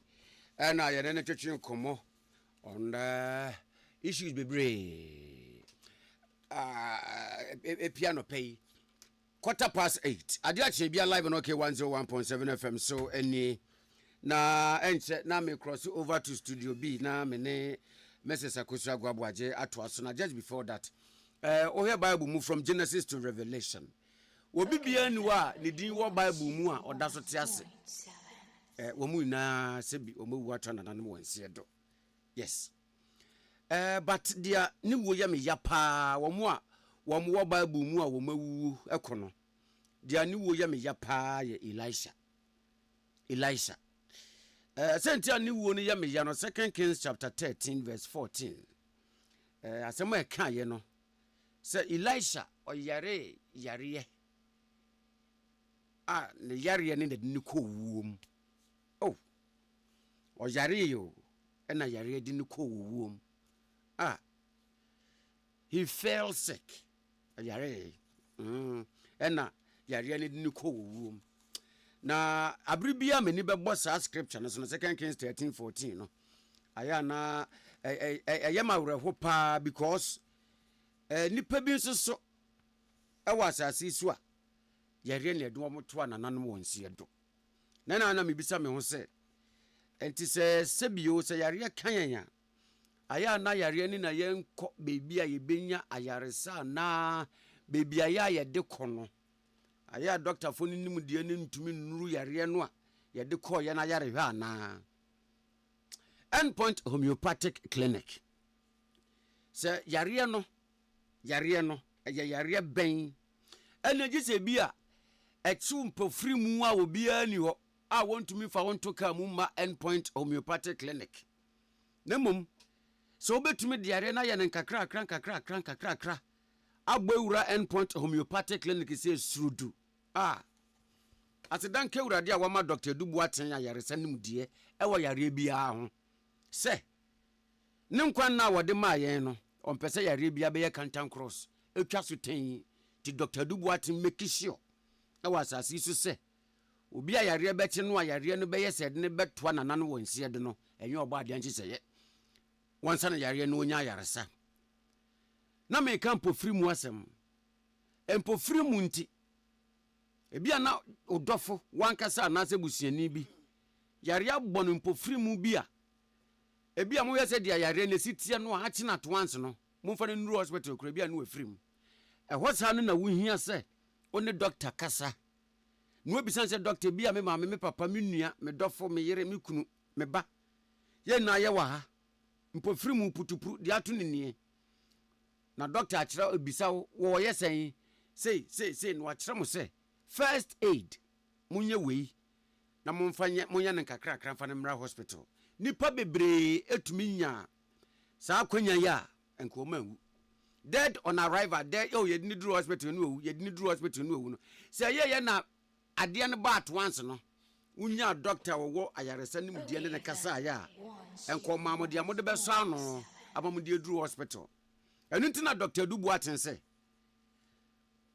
oye wadanfo woyɛ doctor enti tro ne number yi na fato save wo phone so na biribia no de fa pomudin bibi opese obisa no woyɛ ready amount dodo o frɛ ya no afa wenya nurse fo ne befa 0244 86 70 68 0244 86 70 68 and 0274 23 4321 0274 23 4321 say yes stroke say yes prostate cancer say yes hepatitis B say yes infertility be ma bi asebi unu oba hia enkwam wone ba nanso ahode ewo mu ewo se etumi ma efrupe banchi de gem nyinsen ba no ebi ahode no wo fom a endpoint homeopathic clinic Dr. Dubuaten be ma ahode no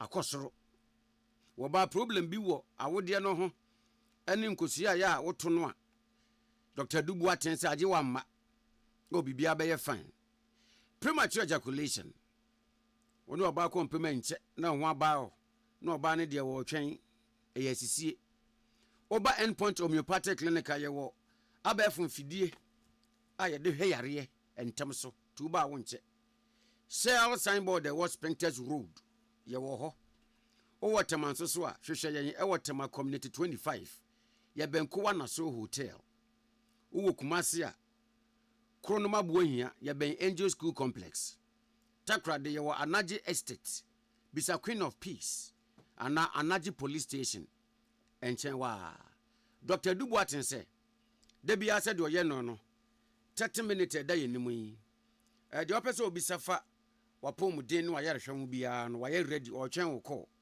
no no akasansana wako consulting room we need a hospital in your home in your office where you are watam consulting room no e de aba bibia wo frene na won nka dia eya wo dia hawo efo apom den ho ati se wotena nenim 0244 86 70 68 and 0274 23 43 21 endpoint homeopathic clinic na ayaresa kroje yare beko emmabio yo mrs mabawo kwame mejuso ja nkrata no gu enimu die akoyese krasi a yenya letter kenka mayen na yenhwe de won krata ni mu Okay, yo 101.7. na me chassis na me fa daily graphic de obokrata no emra na daily graphic de obokrata no story na me de chassis no eye Openi Ahmed Ibrahim our year minister of local Government, Chieftaincy and Religious Affairs. Kwame Okopie the Appointment Committee of Parliament anim emaye vete no na se ebisebisa ansem waye ne de awie se waye minister prekope na waye minister no wose wahye se MMDS no municipal metropolitan and district assemblies no nipa omuye adwuma wo ho no de yede ama no handover note ne chese nipa baye empem aduanan 40,000 employees ene wo ho na yenkenkan wo bia na ehu se yampa omu nyina ewo post omu nyina eye adwuma efi se yempe ghost names bia efi se yebeka se ye wo more than 40,000 adwuma yefo a omu ye adwuma ewo municipal and afeso metropolitan and district assemblies no na enko wiase wo bi nko adwuma de ebe ha dwene enti de esese ye ne se yenye head count yenkenkan obia report to adwuma yehu se nipa ne gina wonye ghost ene gina ho na yetimi abusa akontapa no yebusa akontapa no a na yetimi agina ne yi enti we ye nsem a Honorable Ahmed Ibrahim our Minister of Local Government, Chieftaincy and Religious Affairs wodi atudwa se bebo na save o man no na ma yehu se nipa dodo a omo ministry ho no sa nipa nanso na eye adwuma so for be to aso bie mu a onyina ba beto a na asem a ewo katafe toso aduo no yatu abadwafo bi a abadwafo a yetu wo mo no adwuma ye de ahye wo nsa ne se Ghana ye gold no dodo no a no sika ye nya free mu no ke nya ne pepepe a enke betimi aboa nkasa ma ye sikasam agina enti de ye pese ye ne se ye tu abadwafo bi eye good board eye technical committee a wo mo eba ba ye adwuma na Sami Jemfia wo ye acting managing director Edema Precious Minerals Marketing Company ono ene chair and company His Excellency John Dramani Mahama wakase 2025 February mfimfim eti ye to nsafre abadwafo no mo de o madwenkyere aba eno nti Minister of Education edi atudwa se president amman approval wa peneso se Honorable Haruna Idusu or Minister of Education one schedule na se said be by mid February no ye be sa education review conference no na Ghana ngomasua no ya dwentwene ho ne apensempensem mu na afei ye hu de be ye edi afa ho nanim ya kromo nya de ena nya ba akofo nso na ne nanane abrewa free SHS ye ba ye ase aban schools no nko a ena enjoy private schools ne nka ho asedanka urade ese abanya osiswe ye NDC aban ama mpeni John Dramani Mahama ena eda no campaign mu no wo mo kan se wo mo ba free SHS no wo metrem amanaka private schools ye mbisa se o matem popo ye bi ana ofache ma che e ka so feni akwa abansoso afisiapa se na nya me hyaye nyina na ja ye wie ya na o se ke mase no me fanko ko amen kan so bia na me ne dana mukuyi pramo prese free SHS yen famu nhyemu yi mampeni John Dramani Mahama 2024 ne nto abom o hyemu bose nyame ya adom na oba mo beti hu bibi bibi a mo beti ne se ya the private schools be kan ho mo nije wie peye emra ya to abe ya wie wadi nkunimu yi no for mamin show na menche tie fo nyina so menase na kwanya kese odiama yedi kan jedi preko pese eto abawie ye ade an na di kan pa na se de trim kwan sem kese ma omampeni Excellency John Dramani Mahama ana yama na tiase nso se ma na obo apro no nsema wakan ya ema yen koma toye ma jedi preko pese no mpuna Ankan Crest kwa hodo bebre tene wona kita afọ ne ade bebre agi bum e support party ne waba aban mu no nti ye dana se feneli ka odi kan dwen ye ho ene ma ne krim kwansam nso ene na ye hwa se ye da ya obeyi oswafo oba hwe ho mesia so ya me adum aganya bedu wayi oninamfo Haruna Idrisu na yenkrata de ba ne yede abasbodo kese ne trim kwansam kese ma yenwura Haruna Idrisu eja obo sai de na Ghana ya mamramu ene ya mbako semu ne ya mayo semu pade wajimu ntintiman yi ti obi esusu se wakwadare pa wa Ghana building the nation no akwadare mu ye enti na ye fa kwenye so afran se ente de bonapon na sise bia sanya o kan ye no kwan faso a ye beye na etumi ayeye no aboa sabi utuntafo a ompega baako nya baako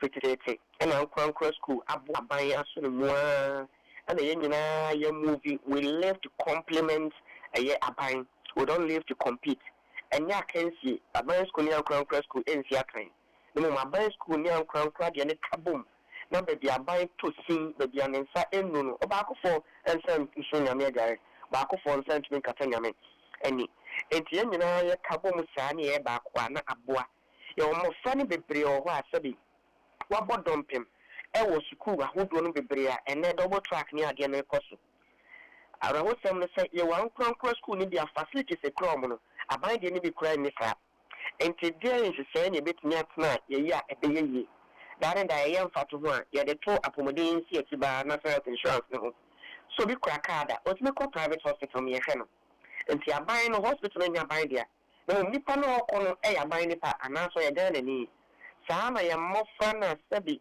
obu ankwankwa school bi ben no anka wakade obetumi akwa abanya disa school na tum ama Ghana Education Service na se ane wa ekenya dia tum wakwanya na obetumi edi atsade atetemofra se ye kabom na ye ne sa ebeti aban be de no so se mofa ne bodom pimo baby edi nyuma no so baba na nkwankwa wa bie sa school ya wo fa manfo a enyuma eba no ebeboa na nsame ne woni musam o ya do collapse ya na wo kam wo so choka na atade fo wa ya te denne enti ya momotim kwa ya sene bon so se ya bebo won punu na brebia so be na gen so be dwendwen na chiku hu kwa ye mfa so yenye ni ye won so mo so mo ni nipa shops so ya krado so yenso be so mo bi na ye nyina ya pega na nya ne pompo so papa me ne enti sabre ya nyamya ya adom Minister Ashe Najumedi Aso, Honorable Haruna Idrusu, Association of Private Schools, more timelines be a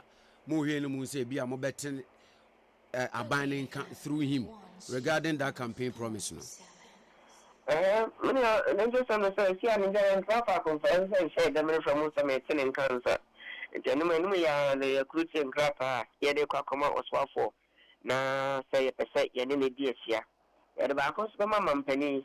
Na yakwakushia pemu na nkasanso na mpeme breno kushia pemu na yeda ya esan say obeka coach ono no the players nanti enti swap for the next second on na di nkomo na yehu ye wa ban ni so ene ne yenso betimi aboa na enye na nima samfufo esan say 2020 campaign 2024 campaign ni fa nyina akoso no ni akutie proposals ne kwa be fa so be ni nyina and for how kese bi emre aban no na betimi ama oban kra ko ma dwono a ebetimi aboa enti enye na nima sanfofo kra enti ye kwakọ kai no ye ntna se ya aban na nima do so nto tna se me twen na wafra me dabi ye kwakọ bolo punu ye fe nimu ya no anka da next data obewi a obekọ school around September no dem sa bat ne eba no na kwankwa school ya ye hye ya waka ko bi ene no hwe placement system so a kwankwa school eni chefa wo so so be crap so or choose any private senior high school and yet part of the allotment no the second name na was what will be to choose no and then a year for sukra some imagine some private basic school number some private senior high school we need that option asami amaka koshishe then we the basso na ya categorize no be person offer na wafa na go to say dia na any aban na say so be a m for how do so many or for ne ba afa private in hands kila guso ya bo mo promotion very well we be kan na aya na politicians as say boss say no Ghana fopi be ka so da diet ne da ya tiabre Association of Private Schools mu wa rehye mu ni awtoso wo boss ni mu no kwasam so kamano ya agene se bana mayo samwa bit me kan na bia bebam na wasesa na no de na so we na yanyam ahoto so se anamo a watu keke se wajitu mu preko pempo se memfa nse manifesto mu na let it be binding to become manifesto na the social contract on your man for asan that the yenso kai ya yenso ya ka ubi na o sha proposal na ya dey balance wa so the extra burden men put in that and mekan one you was a deal until proving otherwise. Yes, see, I need you crying. Did you say yes? Say Yamam Penny and Abbey, I crowd of set one share, some cross schools no ebegu. The more quaint be of the first to be of the Buana, Etin, Edinano, who bet me anyone who toss one so our young Haruna Idris, so I so say, honestly a very experienced man, feeling the impact a bit meaning so the exclusion of private senior high schools in the first system no a bit media. So I'm not sure say any politician and answer said will be our shop say now the action manifesto and binding on him say now young see would be said the share sending a mouth for near Brown Cross School for the near break said the Yama yourself the more and that school and movie and senior break I feel sorry tonight you on the minister or bois now a binet me to me a funny say send a beer once for us or power muscle. And then you when you know them quite. Then we hear most of the Ghana man now once one crown school, one mammy, one papa. It's just taxes I can see at the bois, but they only opted to be in private senior high school. That's the only crime our committee has studied. And on your bonnet, Sabayan can be a share the boy. You're out of son, Sabayan Bay. Oh, baby, sir, ye trim now free as HSC, Ebedru, private school, sir. A significant impact. My person will say a benya. And the kind above our phone be brave because of the wall phone be brave. And you'll be crafting kind. And or fast school view and fancy be a wokumase, and answer what tamale, and answer or bear western ho baby, or call a sit on your boarding house. Into at a 2 women say, Banissa, a stock of hostel. Now I shall to feel where we are. And think it when you cry the other fear bedroom here. Now your copper was the lama buffet, non question we questions as well, Deba. No, as any panel, if be not of the castle, if you are not inclined, be or ten, your private senior high school a banner, or what can't be our long castle would be in some way happy. Oh, near Mona and the entire old man funny say, old mean here. It is a combat say, a idea no see a free senior buying one, a wow for. You know, a buying Lancaster said, it will be a sending investing more into infrastructure, maybe civil brain. So I give the air state that idea. I can leverage in the air system. Now I can invest in and other areas. Because education and one. And a basic no so crown be here more. It's a bike a crown 1 in 7. So this dormitory classrooms are for already existing senior high schools. Obviously, they are set at that place some education and quality. About town for Musha. Some funny being an air bar. No should be such a chef when you become. And I owe be brave. The Victoria Training College, a BIA investing in there. What did you see? I won't get to manage. I actually crown and crown class senior high school. Let me follow Peck a cramon. Now, once when I wish you for or 2 or more, the Musha one. What to me, and so as from Mukaka. And see a buying so honey and so for her. A buy a comodono. Yes, Yamagana of Wedumay, our phone so comodomo. And you know that the value chain impact on everyone. We show more teaching staff or mobile yedma or 1 on wedding and security. And this side, my phone would also benefit when we have private senior high schools also running alongside Amandiana and the Boa Power. Whether no crack when it comes to free SHSR. And come about could be a yedia mamma bisa one so say bibi wo mu a ana ya ye no nyame bi wo mu bi a to senior na say ewie pay ya e be hia say going forward near be streamline no na ewie mu die. I think I did about Kwame Yempa ASF as we speak as a extinguished double track outright. Sabe, we more cotton, we mother, we more common banner, a few cry. And 10 to many years. You see, and Mamma Fanny spending a lot of time so they will feel. Now, I am not M1 because so for a cacra 1 in 7, they have to end up doing vacation class. To say a community, critical social quentia, mean school fees there, Nelson, about your Macoyan. I hear Luciana to send your major a CP in Anissa. Secretary share double track na and Kabebwa pa. If you secretary share border system in Suya and Kabebwa, I think say a huge cost up there upon.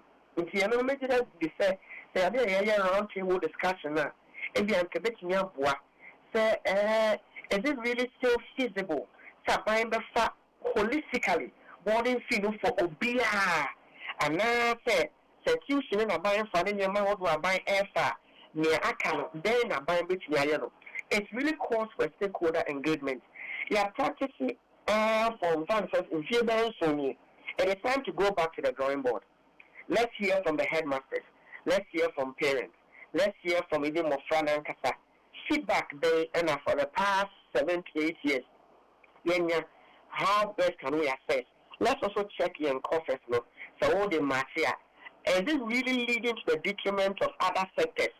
Even the same educational sector now, if they are feeding in terms of materials, the series here, they are affecting.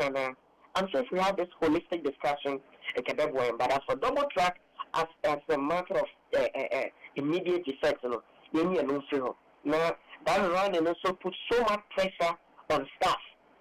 Or take it this track, or take it this track. Sometimes then so the whole call of teaching, and yet time I was studying in class. It can a time of how they research our fresh for the next one. So I don't keep repeating the old ones, even when things are changed. But only some and today be I'm not able to update. So the teachers will need time to update, to refresh, not to engage more, not to ekimiabwa. So I'm sure so you can say yes about offer stakeholders to have that engagement. So far you mean we can all bring it together just for the betterment of this country. As far as quality education is concerned, million. That's what that general brand of pay. That's suffering, I'm sure. Cheba for your PRO at the Association of Private Schools, Ankran Schools, and Kabum Kukesi and Okasamafo. Any identification command bringing the time to 40 minutes into 8. I can't smell you none on Cron Abo. 20 minutes to hit the top of the hour 9. Na yam wanwa pa se calf integrity test. Kato kroku apase. Oh, manaze. And on fresh sports if we be mame. Patro wate. Calf integrity test. Kato kroku apase. Ama me here OKFM. Your Facebook page. Korea your story said that one no pay ba kuni. Sir, Executive Council seat no cry work half no. Or contested unopposed in March. How? Calf integrity test. Keto krokwa pass. Hey, na oya dan no pass. Minim requirement there. I don't know their requirement, but keto kroku pass there. I am in a state of shock and surprise. Hey, nanti calf for no so be apply for BB Sanwa. Mo hwe nipa no. Ne modi a wo bo e wo nukrum. Nukrum football o modi ama no se won hwe so no. Enti muntwa mani mbehwe, munye background checks bia. Enranti mo ye awards ya. Me say awards. Mo ye draw ya. De omanya keto kroku ye eyi. Onimu no. Enti amude. Oh. Calf integrity test wa pass. What dem am ko di nkomo yimra. And as a calf integrity test na F pa. Daniel Kwame of Uswapia. A concerned citizen. Na anope ya bonkomo on the front page of the Daily Post. Yes, and some of the buy be bako. And it said Mahama petitioned to remove Electoral Commission chair. 3 others from office over alleged gross incompetence. Na yansaka Daniel Kwame of Uswapia yansaka say any pa this petition epia bonten no waka ho bi. Line nakate. Producer na yansaka bio na yanena bonkomo na yahwe brofuna wo mkan no gross incompetence no na yagbo ewura gross nim na yewia ya bewie wo incompetence no na yahwe enti Daniel Kwame Fosuapia. Yes sir, good morning. Hello. Yes sir, good morning. Good morning, Chief. Naboko dear. Good morning to your cherished listeners. Bibia Boko, dear.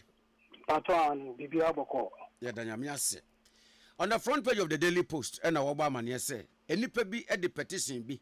Akoma mampeni senke beya electoral commission dwamtine ni afo from yensebi mampeni nya wo mokwan ni manimu ya me pacho can you confirm to us say yes nipa wo mo de petition no epie no o kan ho bi nipa ba ku pe na de petition ne ko ye ti won ko a yeah won ko na me de ko ye yesterday around 2:30 there about yo me pacho presidency to submit the petition. I learned the president is in Kenya, but the office, they received the petition and they assure me that once the president is here, they will hand it over to him. Pachopi, who on the behalf of the president received the petition? Oh, office, there are more. There are a lot of people, but there are some people who are actually tasked to do, to collect petitions, to collect letters, and so forth. So there are a lot of people working in the office whose mandate is to collect such a petition from the public. Very well. Yeah, petition once me you name the content of the petition, no. Ubetu dia na ntimu kakra ne hu dia petition. I then say way back 2020 elections, no. Before Omubeye elections, on the eve of the elections, that is 6. Election was 7 December, but on the 6th, barely 7 to 10 hours before the elections, say, Madam Jimensa, the Electoral Commission, any deputies, they issue a communique or they issue a publication, say, people in the Guan district, they will vote in the presidential election, but they won't vote for parliamentary elections. And now, Article 42, so our constitution, it says, so we are 18 years pay and above, with a sound mind. We are 18 years pay, we are constitutional. So if you are not a mad person with a sound mind, you are supposed to be registered and you are supposed to vote, you are supposed to have your representative in parliament. And the somebody just sitting in her office, a petrocrat, I said, oh, I couldn't. Okay, fam. Hello. Oh.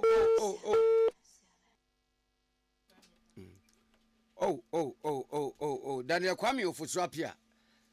One man soldier, Lone Ranger. An individual and or the petition no echo, you know. Petition now you can't once a man no pay your name, hopes in a doye. Abon komo, what the front page of Daily Post no. Nipa what the petition you call Daniel Kwame Ofosuapia. Concerned citizen, or man than a kuma punso. Any two son among ya, and in a bon como. Now, your petition in the womb, no, I shall see our boy money, and land it to call ye. Yes, I can be. Hello, Danny Akwaba, line it to call ye. And I'm saying, according to 42 of our constitution, it says, so we are 18 years and above pay with sound mind. Sound mind, it says, you are not a mad person, you don't have mental problem. They have to register you, you have to vote. And we are fundamental human right, inherent right. And your right be our share constitution, you say it is your fundamental right that nobody can take that away from you. So for the madam, any deputies need to come to conclusion on the eve of the election, say a baby election, say if you are not able to create the district in my by all means, we will vote at least back to work so that they also feel say, okay, they've also contributed in the parliamentary representative sum. No, she didn't do that. She didn't even say that they should go back to work to vote. She said no, they are not going to vote at all, which the 1942 is against.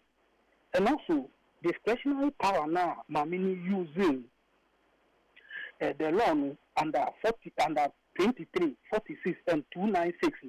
So, person who uses discretionary power, so as who using it in the confines of the law, say it won't be arbitrary, it won't violate somebody's fundamental human rights.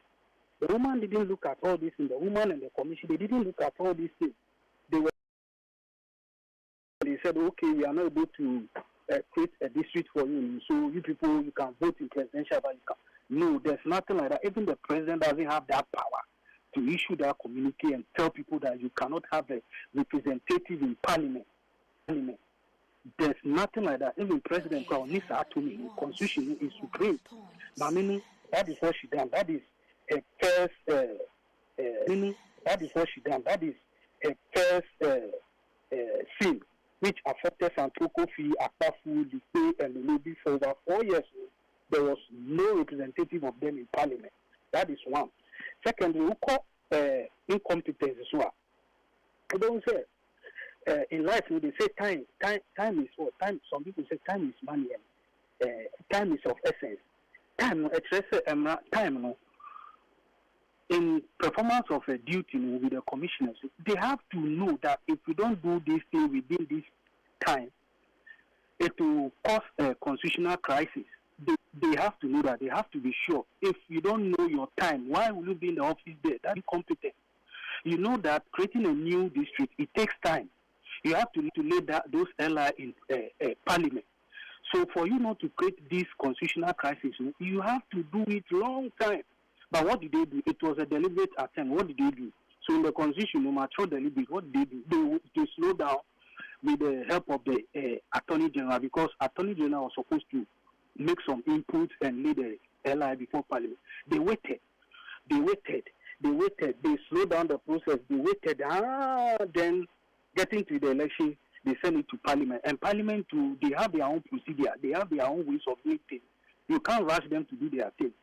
So for the woman not to see ahead, say, Ade in Tema, she doesn't, she's not fit to be in the office there. She's unfit to occupy that place if she cannot see that time is of essence. I should have done this long time. For her to wait, send it to Parliament late.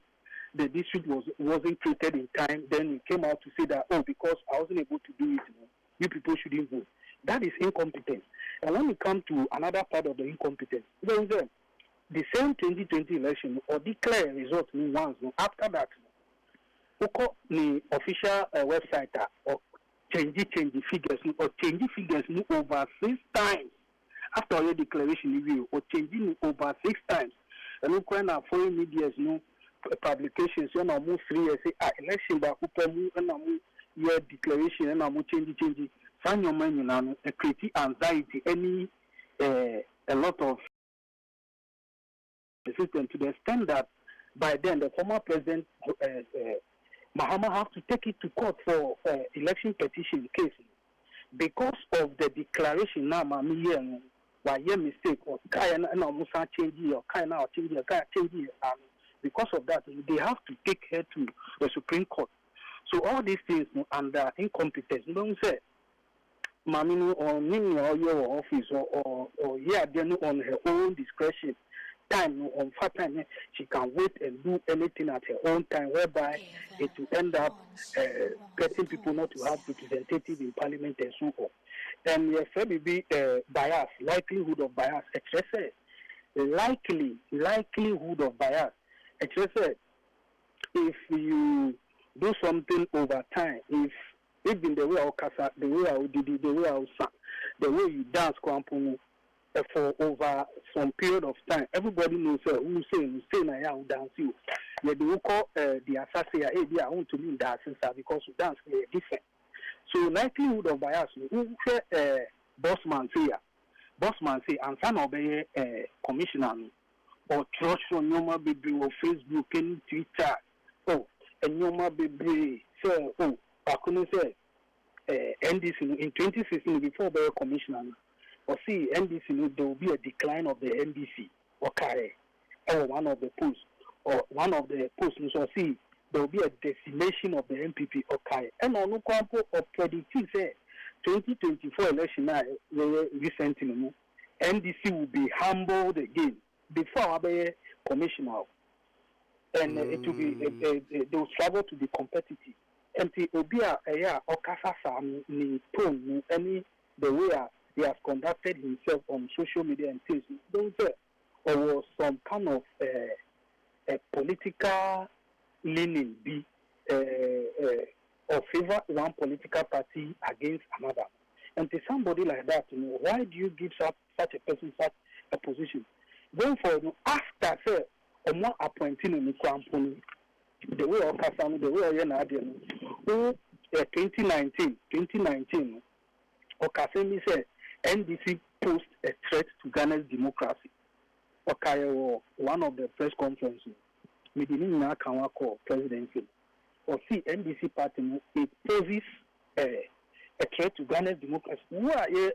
Your referee and your judge, your arbiter say, okay, you are going to be in charge of a political party, and you're already pointing a finger to one political party, say, or would your move to say threat to our say now before more appointing say now or thinking and after more appointing and the line of his thinking is the same. So in that case, there is a likelihood of bias onto me neutral that because before the way he talks and after onto me neutral that. And you'll be saying we don't have to allow such a person to still be in the office over there. When you go back to Apia, Dr. Peter Apia, only the no grandpa West. Uko FM this war Sunyani a video TV video FM this 95.1 on one kasa before the kasano video no call homidi ni na account be presidency or see on one MPP he identify himself as an NPP communicator or program under the program and he spoke on behalf of the NPP canvas the agenda of the NPP lambast the NDC compare the achievement of the NPP and the NDC since 1992 to date. He made all those statements and he was clear that he was a card-bearing member and he's a communicator for NPP. So somebody like this, that is when we say likelihood of bias. Such a person cannot be neutral. You cannot say Obia Oko radio station or say, oh, mini NPP new. Since 1992 to date, NPP, NDC. Somebody like that, why do you appoint such a person to be an arbiter? It is not fair. The integrity of the Electoral Commission is supposed to be seen as neutral, but appointing people like that into such office doesn't look like it is neutral. So if you put all these things together, I think these people still being in office over there, I think it is a bit problematic because when you look at Article 42, 46, 23, 296, the EC with deputies and the commission, they have breached this constitution. And under Article 2 of this constitution, you see, even you, if you see, say, will be breaking this, any of the articles, you have to do something. You just don't have to let it go. Say, we should forgive, we should let it go because time has passed. No, anytime. They said under Article 2, say, if you fail or if you see that somebody has breached these provisions, any of the provisions, you have to do something. Either say, court, and you go according to law, what the law prescribes. And under this case, the law prescribed under 146, say, okay, who says, this is what they have done, and you think, say, they are unfit to be in that officer. And so we go under 146. 146, say, when they come out president, he is obliged, he is bound to forward it to the Chief Justice. Chief Justice, so the president is just acting like a conveyor belt. So 146, forward it to the Chief Justice. Chief Justice, there, she will say, okay, they say you have breached this article, that, so you have to come and explain yourself, or if you have any explanation to give, you have to come and give it. So from there, whatever recommendation the Chief Justice will give, the President will go according to it. So in a brief, that is the petition, and that is all about it. Yeah. Madam, now, where the follow-up question about Queen and Mammy Missa said. Okay. Mammy J. Mensa, Obobone Diason, now, O backtrack, say, incompetence, no. I shall say 2020. Yeah. Then Dr. Bosman Asari di ne writings ne ade nso so wa backdate no. Now we be say 2020 after 2020 election no. Adena ye hu say Daniel Kwame Ofosuapia take sa action ya o taking in why now? I don't know why a lot of people are saying why now, but it is better late than never. Sure. Because it was late, it didn't mean it was the right thing that they did then. Once what they did was wrong, even if it is after how many years, anybody can pick it up. And this one, the fact that they are still in office, somebody have to do it. Even you over there, you are supposed to do it as a concerned citizen. You remember the former presidency, we shouldn't be spectators, but we should be concerned citizens. So I'm just trying to be a concerned citizen in that manner. It doesn't matter, say, you have to wait until there's a change of government. Of course, you can look at the atmosphere, you can perceive to see whether, okay, if I send it this time, will it be appropriate? You have to know, of course. So all these things come to play that you have to study the system, you have to study the occasion that if I send it by this time, will it work? You not like to put in effort and do a lot of research and do a lot of things whereby maybe somebody by the end of the day will not forward it or do anything about it. So, of course, strategically, you have to look at the timing too before you make such a petition. Because you will be baby say, Daniel Kwame Ofosuapia 2020 dear no, as a kabaye na corner fast a bia nanka dia AC 2024 and can be a rectify crime but you can't be sure say 2020 no do kwa be a president this time no Mahama or reset Bibia. So if he's coming to reset everything, this is a good opportunity for him to reset the EC also. I believe so about reset Ghana Bibia. The EC shouldn't be excluded from that. They also have a question to answer, and I believe resetting the EC too is not a bad idea at all. Can it also be said? Daniel Kwame Ofosuapia a smart concerned citizen. Say, Mami James, and that is not the first time. And nipa bi who said, Nujumedia OD no irregularities be emana na montubi quite illegal. Illegal means emfa constitution and she says yes one. Yabeka is in August 2020. Alliance for Social Equity and Public Accountability ASEPA. Mensa Thompson. Mo de koma President Akufo-Addo. Petition say Emma Ankusiaga. Then again Ebase fix the country movement. And so in August 2022 a petition president against Nipakroya and only Central Kofi Akwafune Lolobi Lipe. They are now working. So can it be a case say now why we have antecedent in say that time no was not conducive beyond the choir and Kusiaga and Timamen change if there's a change of government I mean trying to say beer and it be far.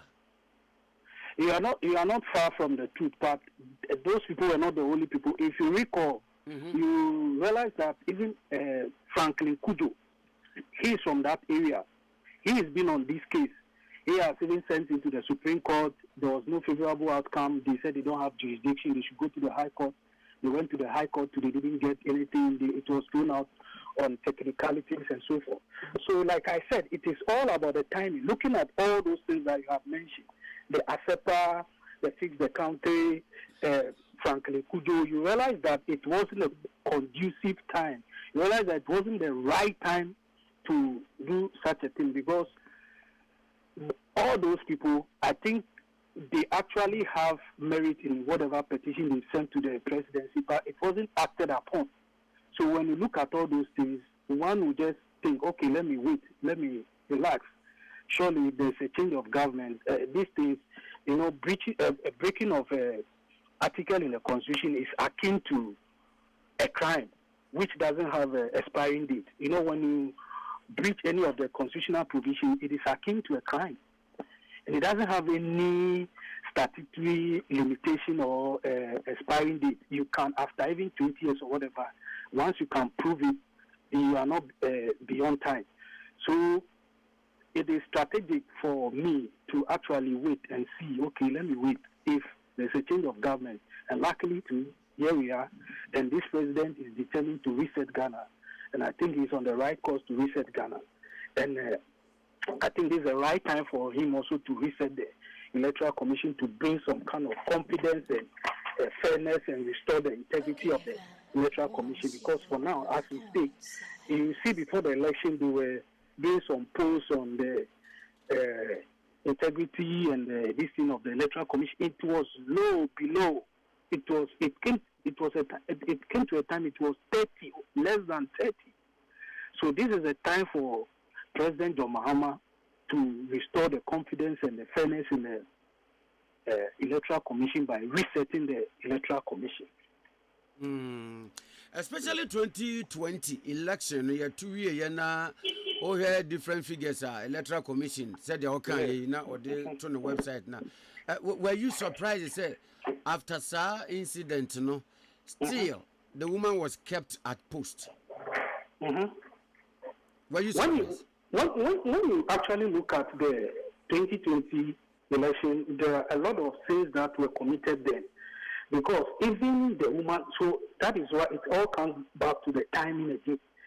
Even the woman was prevented from mounting the witness box to defend her action as at that time by the judiciary. She was prevented. So why should you send a petition as at that time to the president again for her to be dismissed? No. Even the judiciary prevented her from mounting the witness box to defend her actions. She made a declaration and subsequently changed the figures over 6 times, which by the end of the day, the president, the ex-president, they have to take the matter to court. So looking at all these things, the last 4 years wasn't conducive enough for anybody to send such a petition to the Jubilee House for her removal. I think this is the right time, and I think the right thing will be done by the president by forwarding it to the Chief Justice. Now, where the Nokrakramu Okono, Mammy Missa, your expectations every year of petition with your court Flagstaff House now on behalf of the president, Yaji. My expectation is I think I've done a good job. I think I've put in a lot of effort. I think I've done an excellent job. I believe and I'm hoping that in the coming days, once the reset agenda is on, I believe that in the coming days or weeks, the president, 146, will forward a petition to the Chief Justice. And I believe and I'm trusting the Chief Justice to set up a committee to look into it and call anybody that is involved in this to come and answer if they have any question to answer, sir. Kwame, yeah, thank you. Daniel Kwame of Uswapia, a concerned citizen.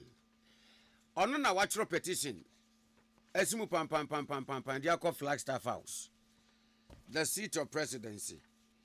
Mampeniatina ye, Abankesium. No call nampa mampeni oni Ghana or Kenya say AU conference into wasi wakasa kra then wakwa present petition na emunsam na yatwetwe won community afi na do afidi ato OK 101.7 FM na sem nyina ne say electoral commission dwemtene ni ma meje mensa eni mpenifo mi ensa ka no ho mampeni John Dramani Mahama ni monim ya no he no nyi omkwan simple entietia na niema wa mu ye yenti a wo so de aye nyina so se mampeni nya no kwan no wa kire ni nyina mu so anope going forward mabenka asase hu asem enkirew me pacho ento asase ensei usika ento asase ennu ho ento asase entwe ekire manso enemirem okoto asase ese usika obi te kura obesrew okoto asase nu ho a obi besrew okoto asase twe ekire manso a because Regnant Properties and Investment Limited adaroma yento asase ense yesika yento asase enuye ho yento asase entwe akire manson say Regnant Properties and Investment Limited nko ade a utowi atumuda make say jenjinaze ye wasa asase no eda ho bagaya promised land na ya chichemu nso so the Bronica demarcation no ya yebi Emma police station baby o say police station esi enie baby o say school hospital pharmacy barbering shop saloon ye de esisim kama na kwandi de dem ayese sadia na kwa menkroma pese wo ye estate ewo Ghana ase ya wo ye bi wo latabi okoshi ye bi wo dansoma no nkroma flats na Oba Regnant Properties and Investment Limited ya sase tamo da jenjinaze no san ya chichim kama na no fia damra me ko oluman krom na wo hwese dia contractor no a oye fitika so a eko wini ba kwan no nani abra wo ye kwan no a ebusua se contractor ni wie kwan no se kim jenjinaze asase wo beto ne millions on ton thousands jimidi contractor no kwan na wo ye no onwie ye kura no kwan na ye fe na wonye wie se kim jenjinaze asase me se wo beto ne millions on ton thousands enti na waten won se me wo de kotode to preko na asase no plot ye 20,000 Ghana cedis but nipa 50 ai di kan frɛ abribia ye bo asase mu dewuro no ye teso free 20,000 about 12,000 de ma wo mo that means 8,000 Ghana cedis ne ye free so wo de toto ka 5 bom ka 10 bom no toto so bid among the first 50 to call and now the yemfa ma 12,000 na fato dachi na odi aswafa kaswa ko wini bakwan no so recently a bon se de ho tre ho bie no oh obekwa kofa so enche e ma obebo wonsan no Regnant Properties and Investment Limited jenjinaze asase amaken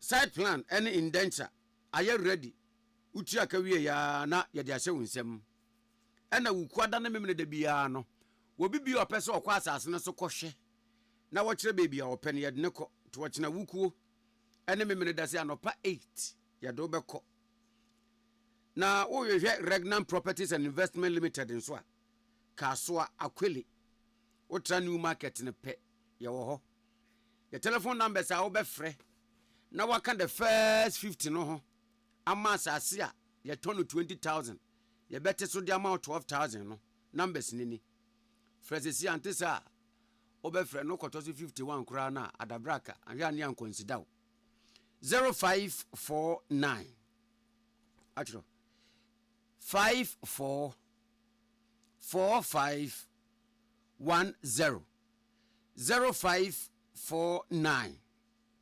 54 45 10 o frɛ na ye busy a freeway 0540 46 1276 0540 46 1276 Regnant Properties and your property our priority 13 minutes after 9 message da so tinkunyam wa bra yen so yetin kunya so e wa de ache bia so nti message we de kakra bi kamu o daily graphic ni mu a wa dawroma boyamane ye na ye hwede ewom mate mame nsanto so ebiem na me wo story no a eye Dr. Keselato Forsen oye finance minister omokoda gold board no technical committee nipa aduonu baako a omo be hye na omo be ye adwuma se de be ya Ghana gold na ye nya na fi se ye gold no se ye koton na sika na ye nyina ni nyina tena ha enka da bia sidi na ho odi ni begina na nanso pa na emma dollar no emubu no ento fom enti ye hu dwumadi no ena omo de eto ha na appointment committee of parliament ani mo no anso ena honorable Emmanuel Amakofi Boa ono nso kopie wo manim na waka nsem bebre ewo ne vetting no ase na de ba ko edi mu tintiman pa ne say we will stop cheap state land acquisition any say oman no be wa asase na asase no ye beton dia ma obi fofofo asase no ohini bi na dia ma oman no say monyina mo fara mfanye mpumtu na ebewi akiri no oman na ton asase no a na ma ton no fofofo sometimes yes say politicians wo mo ton dem ma wo mo ho both sides nyina obi a chebi eti from 1992 eba wo hye government lands ahodo a wo behu ba bia eye MPP for buy wo mo chema wo mo behu ba bia NDC for so buy wo mo chema wo mo ho enti eto amusa enti de honorable Emmanuel Amakofi Boy bompa said de na no aka no be ne pepepe fi se de ehunu se government bia ba mo target an area omu nyina yes ade na oha we fa ha na we fa ha na we fa ha eti empire bo no se wo so obehwe se yenton na sofo se ya ban asase mpo na moje mo wo purpose nti a moje asase na to ho na se purpose no mo hia bia ma na mo fa nkoma owner no because at the end of the day Ghana ha ne yenim se eya ahemfo omo na ye the custodians of the land enti o oman no ebi mu osaje for Dr. Kwame Nkrumah address na ogegeye ebi kraje Rollins address wo baji bi anase bia members of parliament bi ba ebi a conference bi ba so anase games bi ba so eti oman nsisi dan ye mfanya activity so for ye wie ya na afi o macha mo ye wie ye na no macha me ka Ghana 50 dan ye sisi ye wo cantonment ye guilty both parties omo ye guilty oh na ye mpese ye bobobodi pise se da make na ye wo areas ahodo a NDC for toma omo ho ene ye wo areas a MPP for etoma omo ho so na ebasa anyafe eti se ne no se honorable Emmanuel Amakofi Boa say we will stop cheap state land acquisition mo ton kra ye day at the end of the day Muji say, Mudi yewe, muhia, give the land back to their owners. No one to own money. Then the politicians, muna moton. Namuya mama to mama who say matama who cheap for enti a yes say cast na omo ocean for no past administration chum me bomb pie say the current administration is be the same thing say cast a ya crab dia basia de be o man no aban bi so wo kwa na o ma wo hyen cars no fofofo depreciation value na bia sofo car me fan say ye to car no e bia $200,000 no bia to no $20,000. Can you imagine $100,000 and nani pare atoma no $10,000 enye dada bia so sa enye dada bia sa etina make say the past administration here say ma obia mo nton ka ma obia where we are fesi ho na new government na wo ba na wo meto aso no yenya ne sakopim say yenya ebre bi nto so say ye to ka ma oman no a ye use no for bia 15 years and 10 years ansa na ya oshin ka no enye se bia government bi kwa o say ene me to ma me nkrofo ne nyina ye de ko government foforo ba no so aba yi abeto fleet of cars foforo because omunto sofo ye kura ye ankran no sofo e say wo to second hand car kura wutimi use to be 10 to something years oh yes etwemu kura ai na mo so kura the motor brand new sofo munto second hand car so dabi mo kra e mo no chiawo e na mo de ba eti e den na after 4 years and after 8 years no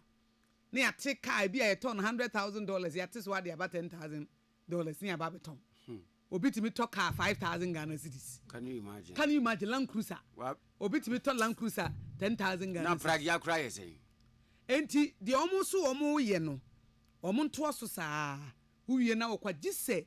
Oman yem fan to ho that depreciation value no omo use e depreciate 20%, e depreciate 10%. Eti e keka nyina abo ma yenwie na car no. Aye se eyi bread bi a ye ton no.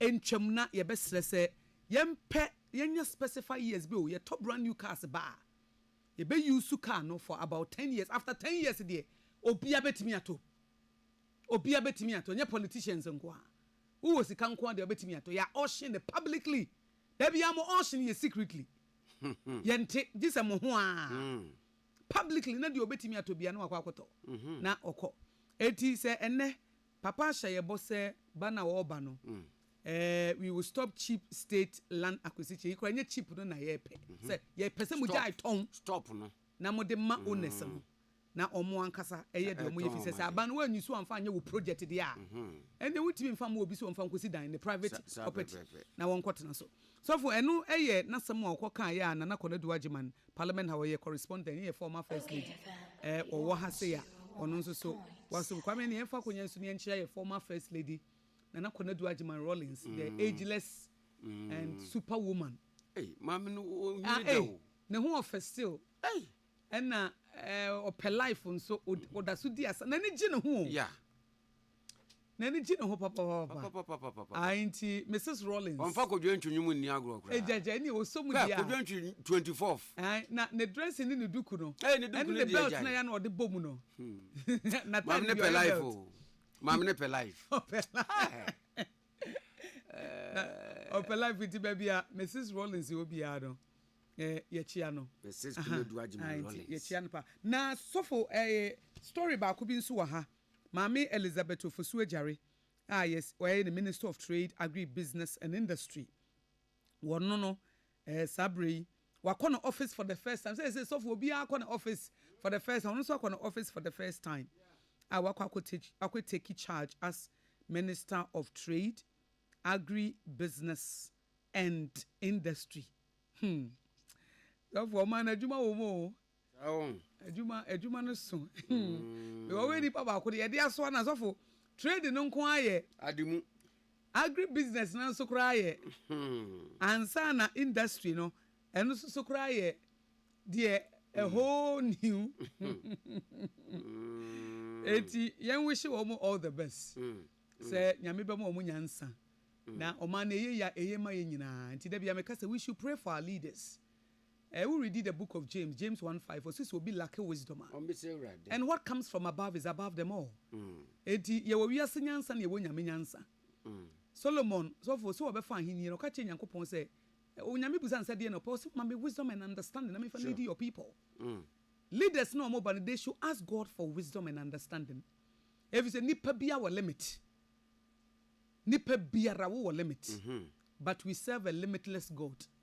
The ancient of days, the only wise God. Nyansa nyina ewura. Osis will be lack wisdom. Nes will nim so be lack wisdom. We be reach the point where you why stuck. Nyansa na apem. But when you go to the only wise God, or see he who associates with the wise will be wise, but the companion of fools will be destroyed. Ni nyansa ni bibe so. Ama wo dia ye dia you will be distinguished. Obe down so if you say onyame nyansemu ena unya efrinti omon draw wisdom from above. Draw wisdom from above, not only the earthly wisdom, not only the politicians, no, any more supporters, no, any foot soldiers, ne catch them, only the people who we are. Gather all the facts, gather all the data, gather all the wisdom and present it. Onyame who acknowledge no so acknowledge you. Then take it before the throne room of grace. Ready? We anyway na me pesa me administration, me pesa me. But this is Solomon no me hia nyansa na wonti ase. And I believe that he is a praying answering God. God himself ono ano obeboa. Ma yen take the God factor out of governance. If you say no and all power and authority you cannot operate from power and authority without him. That's right. You include no your administration. Every omu take you over. Now omu gather all the data. Now omu gather all the information. Now omu gather all the facts. No, they should also remember the only wise God. No, sister, what lack wisdom? Ask me if it's a nipa we limited. Sometimes because of what you options be brave. Now you don't even know the best one, but God knows the best one. God knows the best one. Ebetime abua enti empanifo na omaba they should not lean on their own understanding. What comes from above is above them all. Ask God for wisdom. Na say nyansa ne beboa ma matoto o man ni yama o maja legacy papa to ho na da chia bo mu tisa be ya tro kansa ni bia. Exactly. If you say we ya tro kansa no so de Ghana for who say ya tro kan Unso be you free mu tro ka. Say dey abandada no call tro ka no. Sa na nso be ko tro ka. Enti womo enye womo adwuma omo nya adwumaden but at the same time no omo sre nyame ho nyansa na afi omo fa adwumaden enka ho because they both hand two legs. You do the spiritual part and you do the physical part. That's the combination of the two will give you the necessary results. You bring the God factor and you bring the human factor. Na no ye adwumaden any no kan nyina bom asofo atija wona wo sen you be unstoppable. Edi we show all the best to Mami Elizabeth Ofosua Jare, Minister of Trade, Agribusiness and Industry. Say the ministry no so 3 departments aye dia show nsa se behead ni nyina no. Nyamenka no ho na Emma Trade, Agribusiness and Industry. One district, one factory also acknowledge problems e wom a obe solve obeye ho adwuma. Eti one honorable Emmanuel Amakofibu no omo maka nyina no. Ye wish you all the best. So womo das. Na memo ahomeso na ya kwaji aboafo nkratu ya batawu. Okoba mefa Most Reverend Kofi asem ode to president anim. Eye Bonaventure. The president promise be will make you about corruption and galamsey. Here they are to us. Some information, no, ya de mamo after this. Okay, FM. 101.7. Oh, correct, sir. I take a woman. Merimedro delay man capsules ya wunum ye die. Boy ye. Ahode na wanya ne sano. Wo delay adwuma no so papa. Na wo che. Na wo ye ni ye pa. Delay man capsules. I don't know. Ama me sisi me ko todwe mo ye den. I can see. Na local mixture ene the capsules a. E man ne marima nyina num bie no. Me num bie no me do. Wo hu me say. Me hu say wa hi fie ho ayefe neat pa. Enti na wo ko she wo a wo delay sa. Sa.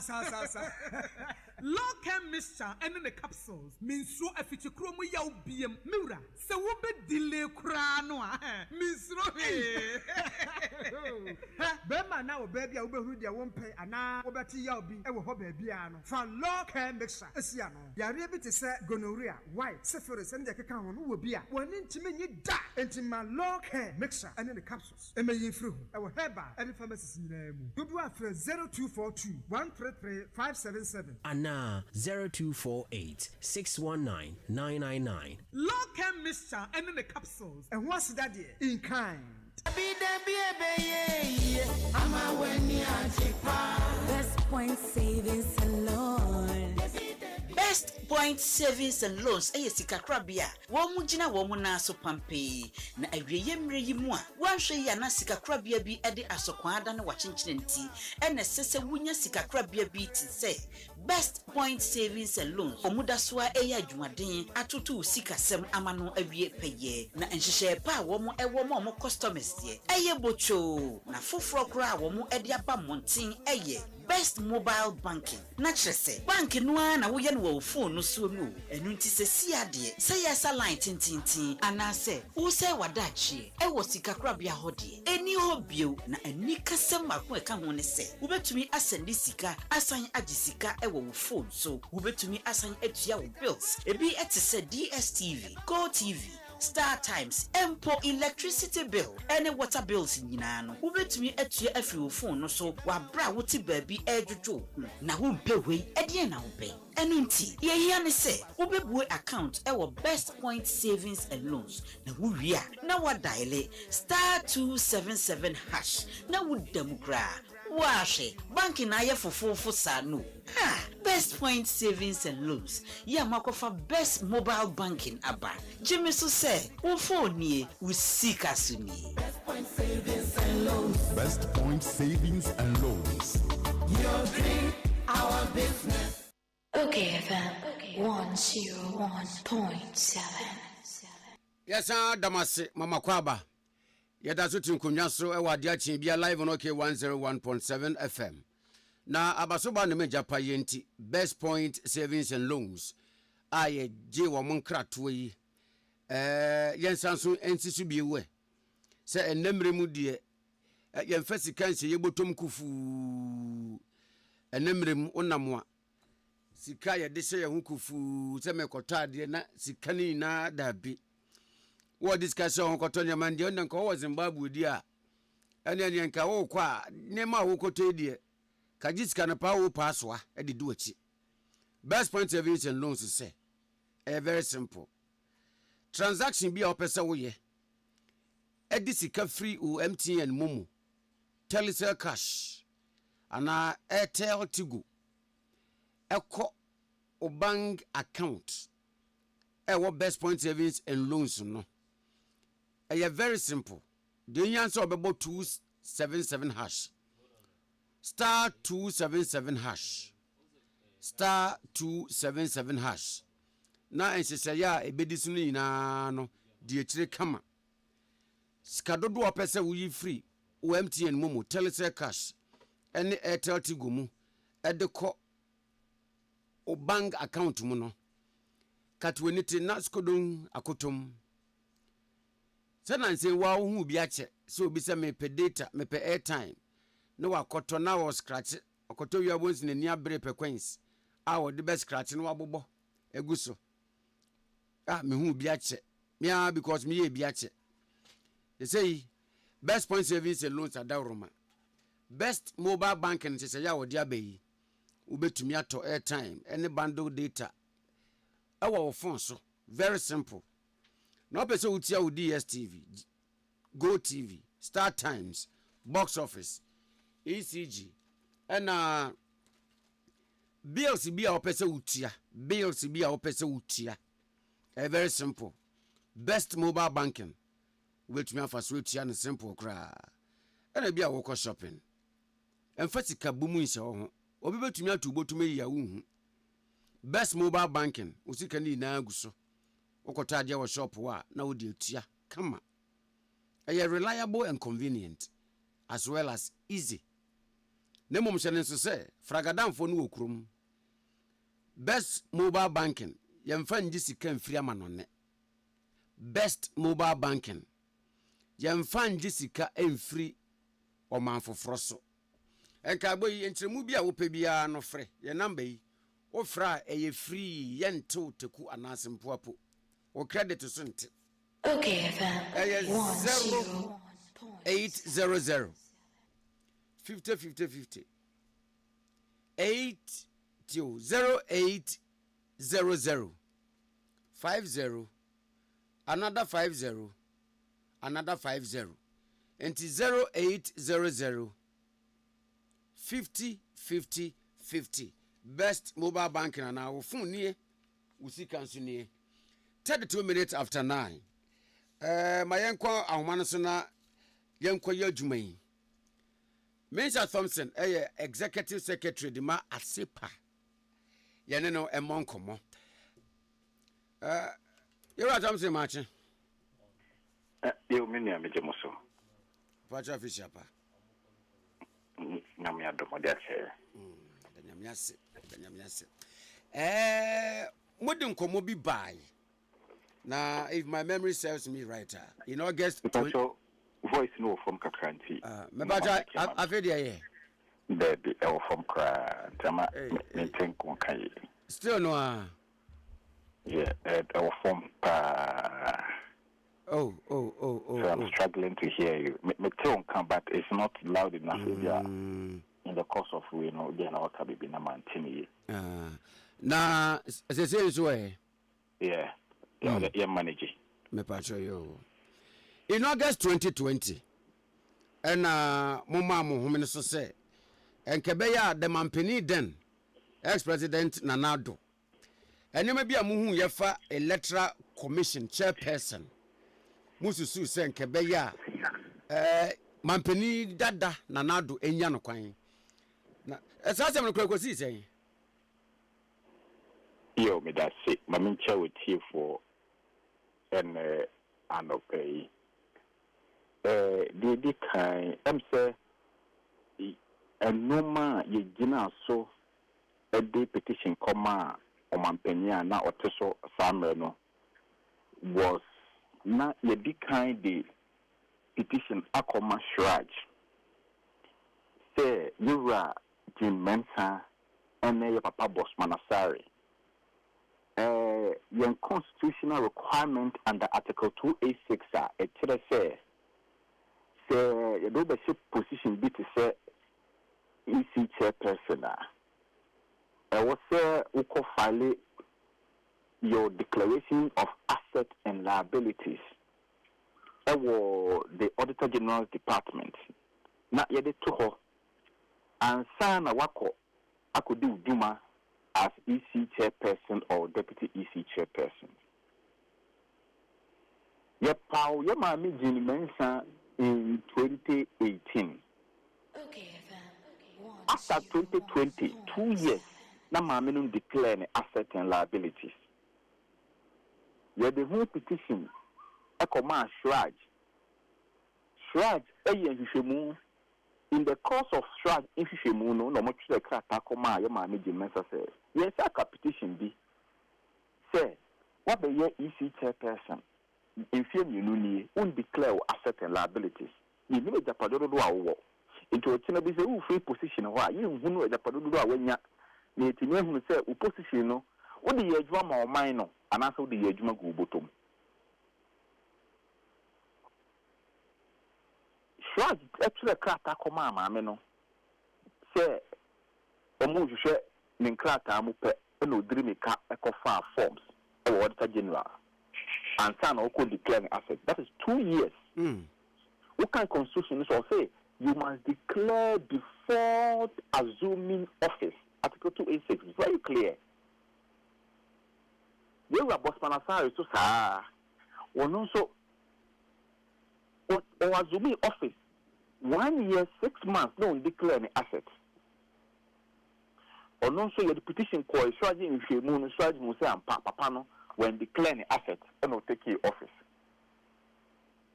What kind Article 186 is swap are provided for the removal of office of persons or Article 71 office holders. That is persons holding office as Article 71 under Article 71. One of the key issues you can stand on to remove them from office is stated misbehavior. Under stated misbehavior, we have violation of the Constitution, violation of the laws, or illegal conduct. International says, my men declare the assets before taking office. No, now we are violating Article 286 of the 1992 Constitution. Only they have violated Article 286, which constitutes stated misbehavior. And no, you can't come on penny. Kukwasa, the Common Council of State. In fact, Council of State for actually Krata, they call it just a Yasemiko see, and one from Penny to the Krata say, won't me in free office. A free home 2020 no, ABC 2025 no. Mame na sa ye niamo nsem bi abeka dada ne ho. First one year say when declare the asset. Ni etosu ni no. Say what na be EC chairperson Emma.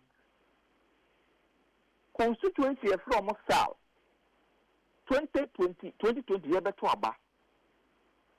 2 days before elections, you know, you free register and say, one bit not about on presidential, one to parliamentary. For whatever reason, we don't know.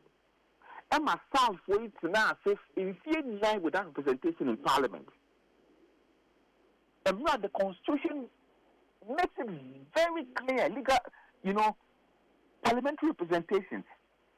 It's a mandatory requirement for every constituency. And no contention. Yatuaba was supervised elections. 2020, NIPA 8 in a year. 2024, NIPA 7 in a year. Minano, Yembusa Mameno. Among a number of things that I see 2020, in the midst of COVID, Mami say, after no orbit to being for voter registration materials, BVD and BVR machines and the systems are now you need 2 years simple na me ko tu ni nyina go ise kukuru Ghana for sika 800 million Ghana cedis e de ko chire register for 2020 enti maame ne boni a waye ne de sabe be ni kwa so mampani kwa twan mo bi di petition kokora nsa na wayi na free ho boni na maame ne di no do so papa enti nkata na sese yakobro mampani akase no ye ne omo ya adwene pefe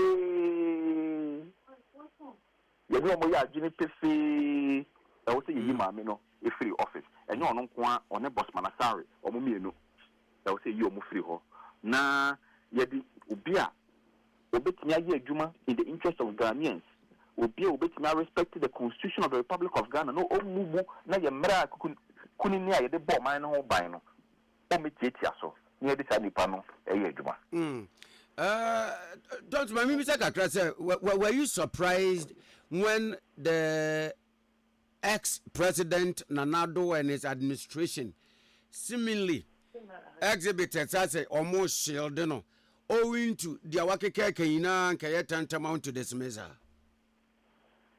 Exactly. Say, Omanpenino and a pound. Until now, Omanpenino say, ABI in a responsibility to protect her. And because no soon him say, Omanpenino pound on that's what Taconia Suntino. If you bit my the Opebia now a fan hoody. I'm saying no, not to say I beg you, they say no Omanpenino pound at Subio. They say a new king, new rule. They say Omanpenino Abano. Once a source are bonina mamine dinoso. It's a home being saying Menimuya. You need to on 10. Yeah, Mammy Jim Mensa cried in the council OD 48 hours in office after the new president has been sworn in. Now, think on one casa parking the tools. Said they will declare Abani year or car say it is finished. No. Now think on who says it is finished and it is finished for her. But I'm say, Yen in no man penny, John Mahama. Now, Brassier, and Nakuma at that form boko or no man penny giddy. Because no mammy, o ye tia mampeni jo mahama ankasa kra no. So mampeni jo mahama you be a sebi enka ada ofuna kunya no sada no na nwumre na anka osman ko fama mko tam ni mamini free office e ko to twini baby. But o mampeni mahama on tesa o you be o double ko or respect mbra eso. But say ya citizens ya tumufo na ankasa emu bia kire krata akoma no say mame no boni a wadi no enya o sebe enya wo mampanyi jo mahama nko an odi boni ti a ho no aka se mejana manatena ho odi boni ti a yen Ghana fo nyina se safo nipa over 40,000 50,000 omo to aba o sal kra no sebe so mo kwa e ka se omo e mache akoma me no so zakoyi mame no free wa sebe mame no survive nti waye boni ati ankofo bebre wono kwa ni EC chairperson 2 elections our survival nipa 15 new 2 elections 15 people have died under her watch. ABC that unprecedented you talk about elections under any electoral commission chairperson and nipa mi no ana mi nsakura mu da and na ombe ukrana maybe a minor classes with the major classes under her watch as EC chairperson after for eco coalition center eco shoot for with the team 2020 the same thing 2024 the same thing what you say eti mame no emra so se oko sebe me kwanse omo obi kwan de krata come mpanya kache na se ko no an kasa se de kuku ni nkaka nanka ofri ho no ko tna baby na Ghana for ho toy but I think according to the constitution the president is going to refer this petition to the Council of State for the necessary advice. A committee is going to be set to investigate all the allegations leveled against her. And I have absolutely no doubt in my mind to say, Yamami Jin Mensa, February every year and Tono EC chairperson, Akunyano so. Obeko, Intino, Ebeya, or Nankasa for the Juman tour. Because at by February ending there, now, Sabi, what in the Juman in the BBA and every year. Yes, na me pe baby abu but them say bene emma and when I come na wo sha na nyina so ne san yi a wo kan say by February ending there me say mo akasa krata na petition no akudo mampanya ka chen se mo amanya bi akan yene na akasa kra no obi nim se ma obi ehunu se petition no ensem a waka no bi no ye ntro Rofo ana Ebramani say prima facie on the face of it. The woman is innocent until proven guilty. But Mami, we in the Bonnie away, prima facie, she must be removed from it. She's guilty. Prima facie. The evidence against her are too strong to be ignored. So she must go. Now, who can say there now? Obiti Obeka said, Jama, now I say panso. Lazy in the boot to say enka petition bia 2020 dia no na anten tamwa wo mbesan so baby e na bia dum animu kan come on fan kokran ke de beko nti omo dia ko ni nyina si hwa nti wan we yekwa the evidence bi kwa be kwa pay so I see we dia ye wi nkomo yi na mame bi se ba ku ye fiti mame Charlotte sei ekoye jeminsan so e de na abai se kobase ono so kwa na ekwa ye trend bia ye mpese be ye ne sa going forward se ye benya electoral commission chairman fofra adeben na was as a nation ye benya sabio for a want of a proper word and expression competent and somebody with that integrity to say Penia wodi nkan call ye afarijan a obetumi asevoa kopem se obedru ne retirement age na yenko ye na ne yi wei ochina ne yi wei which in a way no undermines our election and democracy. Me no kre em say be obi no open say electoral commission bia aban bia ba no obi electoral commission free ho na wo de fufra ba ankanye sa na nyina ye no. I say the other actually the above you know. I'm not doing once in a buy. Sabi a quania any minaswa. I buy a tray mufa so ye the former EC chairperson if free wa. Sabi ain't ye. Now Fakwemu, and you are so behind the hop. Papa mo ye. Ain't you know, Omukono winning in a swan cry ya. And you're not the only one in a swan. Dear, now so you intend them cry. They free hop. But I think that going forward, what we must do is say we must strengthen the law protecting some of these Article 71 office holders and some of these holders of independent office of state. We must strengthen the law that provides security of tenure for them. Nayama and Noma in Yinaswa, the free office, no, they are very strong. So they be or my Bababia and Asa Bambia Bababia and Timmy abuses Amrano. That's all we need to do going forward. But yet to me and say because we buy you free ho and we so abandon sabi nipan we di bone kura yaman ntena ho eno de esa na ya mo man no nti wo de yampam we nu answer ye wi ani aye mrato ho say free na eko so o man panyin bia ba no pese yi EC office EC chairperson free officer emra ABCD na onyina so ni o se ni nyina so yes say ni yeah, to they are born ban. But mammy, we dear so oko. Also, oko no be not Ghana for me. So the Ghana for Mushe names a mamu with the cockran and Ghana for Ketua. Because Juma edition and sa. And no share the no see Casa Ghana for no book Ghana for him tia, mammy, but no microphone anymore. As a Ghana for Ubia and Kuala. And I say Emrano, Ghana Marano, no one bottom, they say Ubia Nimu Marano, Ebi. So, Casa Ghana for Basabasa and feel watching. You feel soon. Etiye yabre onko na fofromra ebi afofro no oba no ono so behwe minu no omko no bebi omo yemfumso bebi omo fire entwa yi na ono so de tu no hofo na ono so sabi the position is saying say okuta position yi but enimani ya mamu we de onko na ene ba kun ya ono so kasa ba hat odi meti e fe ne sen boss manasare o kasa ba hat kasa ba hat on say minim de intikro oda so at office because na obia we EC chairperson na utimi efa ekoja microphone nim e ka tire Ghana for nyina say a political party NDC a threat to Ghana's democracy. Also ye EC chairperson o If they say party now threat to Ghana's democracy, some party no wa ban. Why do you want to serve under party or threat to the Ghana's democracy? It is only free on a call. And now, as I'm making, and now you are boss myself. I can't say Ubisa or person party or yet threat to democracy here, Jumana. So on kind. And the party be a threat to democracy. And a party na go buy more. Meaning, yet the cocoa see in Nima. It is sorry free on 10 crowns.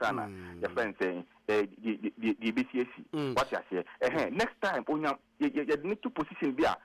Or Casa Obejun, Obejun say, Asama Beka Biano, or Tina, that Arsenal can come back to come and hunt you.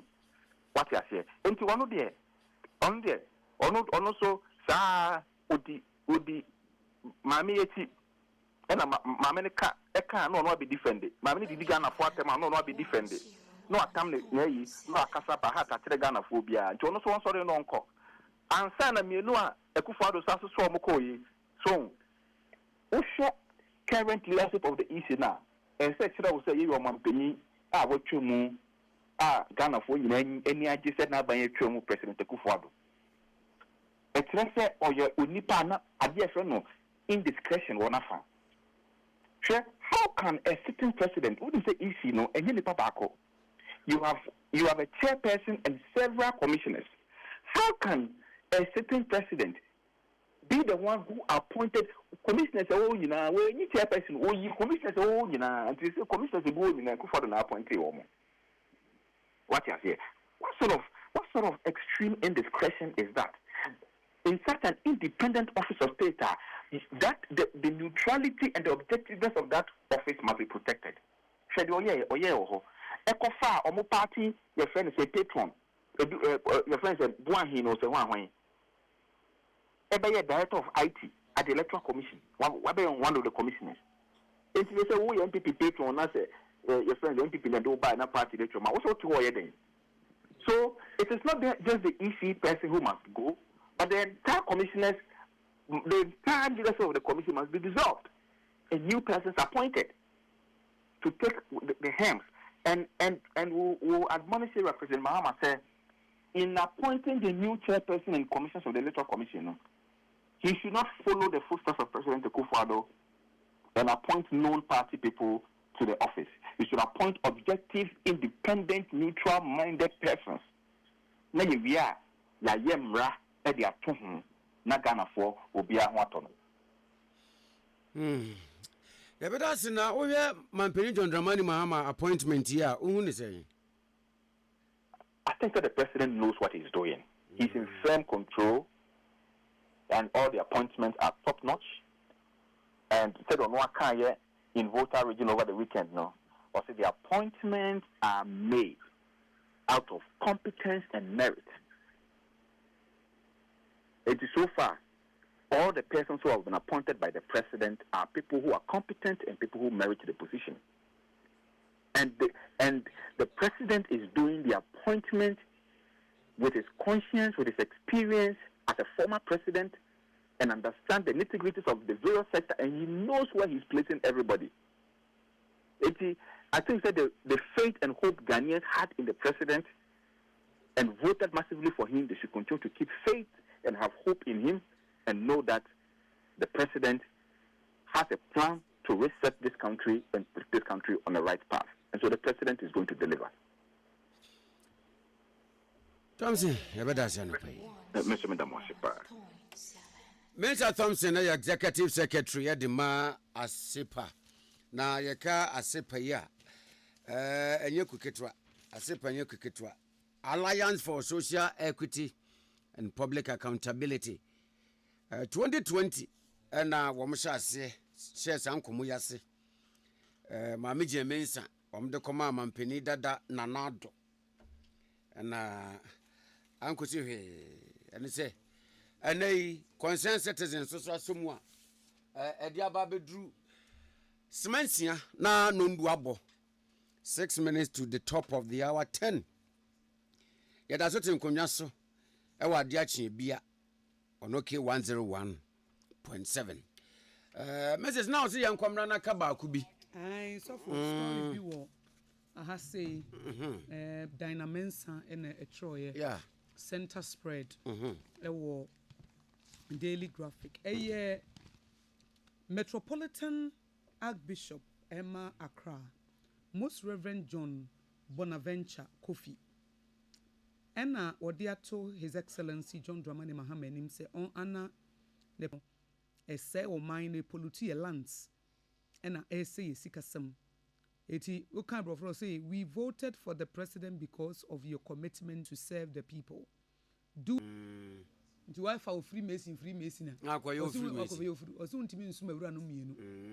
Omo mo ye Freemason ne can be the man up there.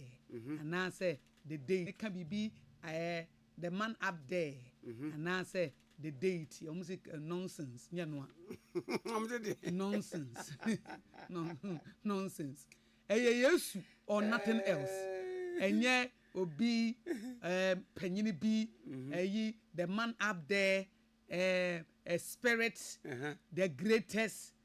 Those names, you know, we have only one name. That's right. And that's the name of Jesus. Given above every other only name. one name that man can be saved. Okay. And no, the Roman force the only name one name. Name, you know, and they say, Yesu Christo. And the bewude ma adasa. Yamani din according to Philippians chapter 2. Yamani din aburo din yinaso. See abo Yesu din ahomoni yina amrase. That's right. Every knee, every tongue must confess that Jesus Christ is Lord to the glory of God. And he any Freemason, or must some Freemason, or more form of Freemason. Mema kase ka Roman for him Freemason for. A different religion. Roman ye Freemason. There be almost a different religion. Roman the omunim ye Christ. Jesus the Christ, Jesus the Messiah. The blood of Jesus. That speaks better things than the blood of Abel. Asa communion. The communion. And a Freemason for some for communion. Dabi. I don't cry there. Freemason for who go for communion? That's a communion no car. Kayesu mo jabeko. Enkejabeto. Hey, na blood we there. Omo ye urade didi. Hey, your friends odo didi. Who ye urade didi. Because such of all can say, do this in remembrance of me. Now you are proclaiming my death. Oh far. Who come you? Now who bet me aka Yesu wo hu asem obra ye Freemason. Who tibi nka. Omo nji Yesu. Debi. Who tibi nka. Enti so for ade ne there, there is only one way. Any Yesu. Mate. The aka nyina eye kenken kwa. Mate. Emmanuel Akoli ye kratche. Awo wo mrase bedwafie na dawroma eno me yehu de koso e wo mrase bedwam. So mo kwa asetena sa no a. Koi ma ba anwa no so ntie mo mrase bedwafie nkomo kakra. Koi ma ma che. Ye nua na bokode boko nyame adom. Anu fiada mrase bedwafie de na minority ye ma ekowie se speaker ma sitting no etwentwen so be 30 minutes. Yo dia call fast asem no ba ye ni say na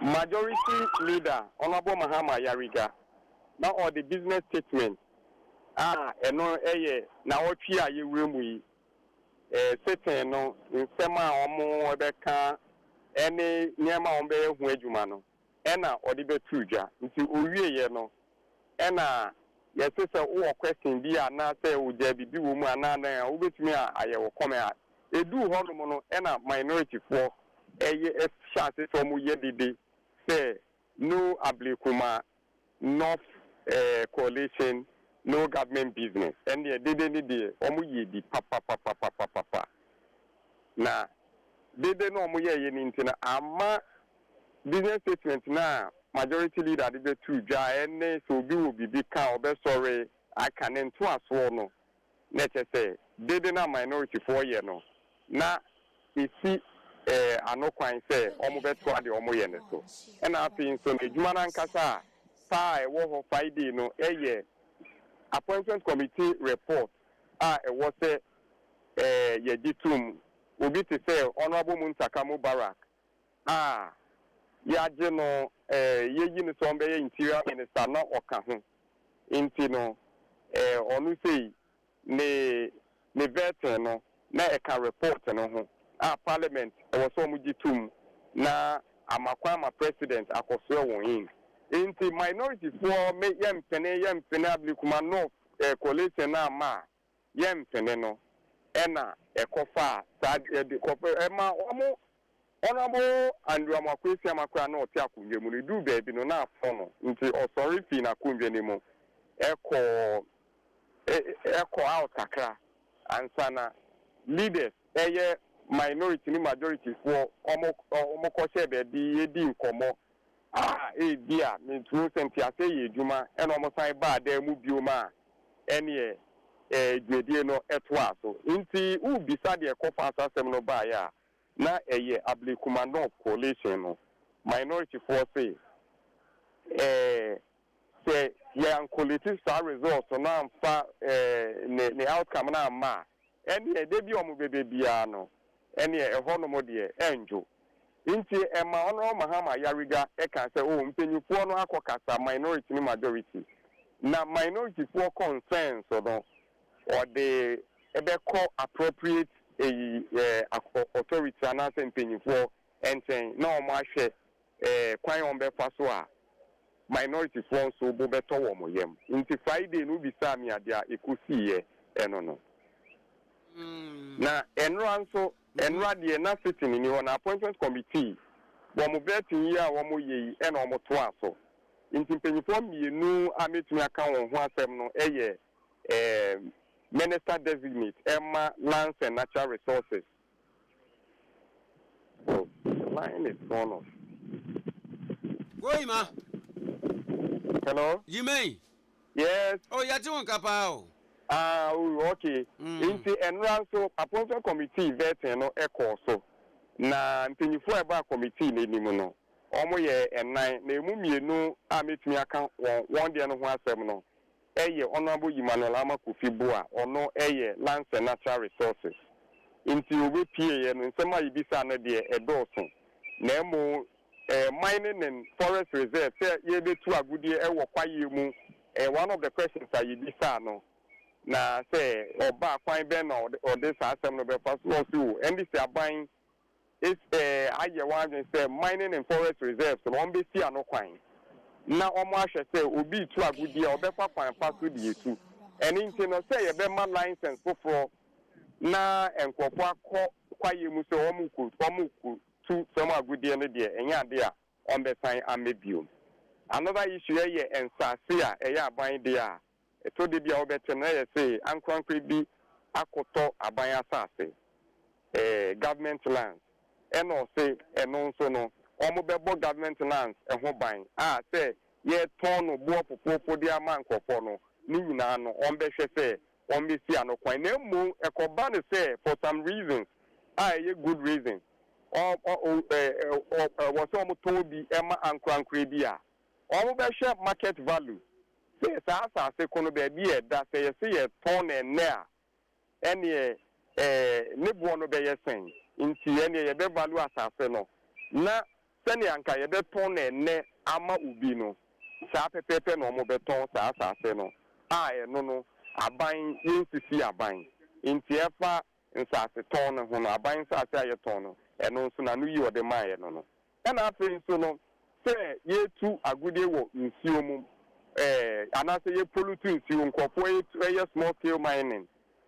wo kwa bone so na se nsuo no eno nso no o se omo di innovation kwa fufu bi ba se ye jinu tumu a or she say omo bete river gas senior ye forest gas no it's also na omo de ye kwa fufu bi ba omo bete tenkofo a omo be river gas nti ene nsuo bi da ba bi a ubehu say nkofo aye training won na omo show omo uniform na omo patrol ba bi a nsuo no nsuo na etene no river no no ene de omo ko no omo ba nti omo say obi ye bibi e de say nsuo na wo mo de na fa emra kwan so nti eno river gas asentenia usi eka no na yes I decided says illegal mining na galamsey no eno no kwan be na obefa so be minister obehwe na yesi anokwan na o say community engagement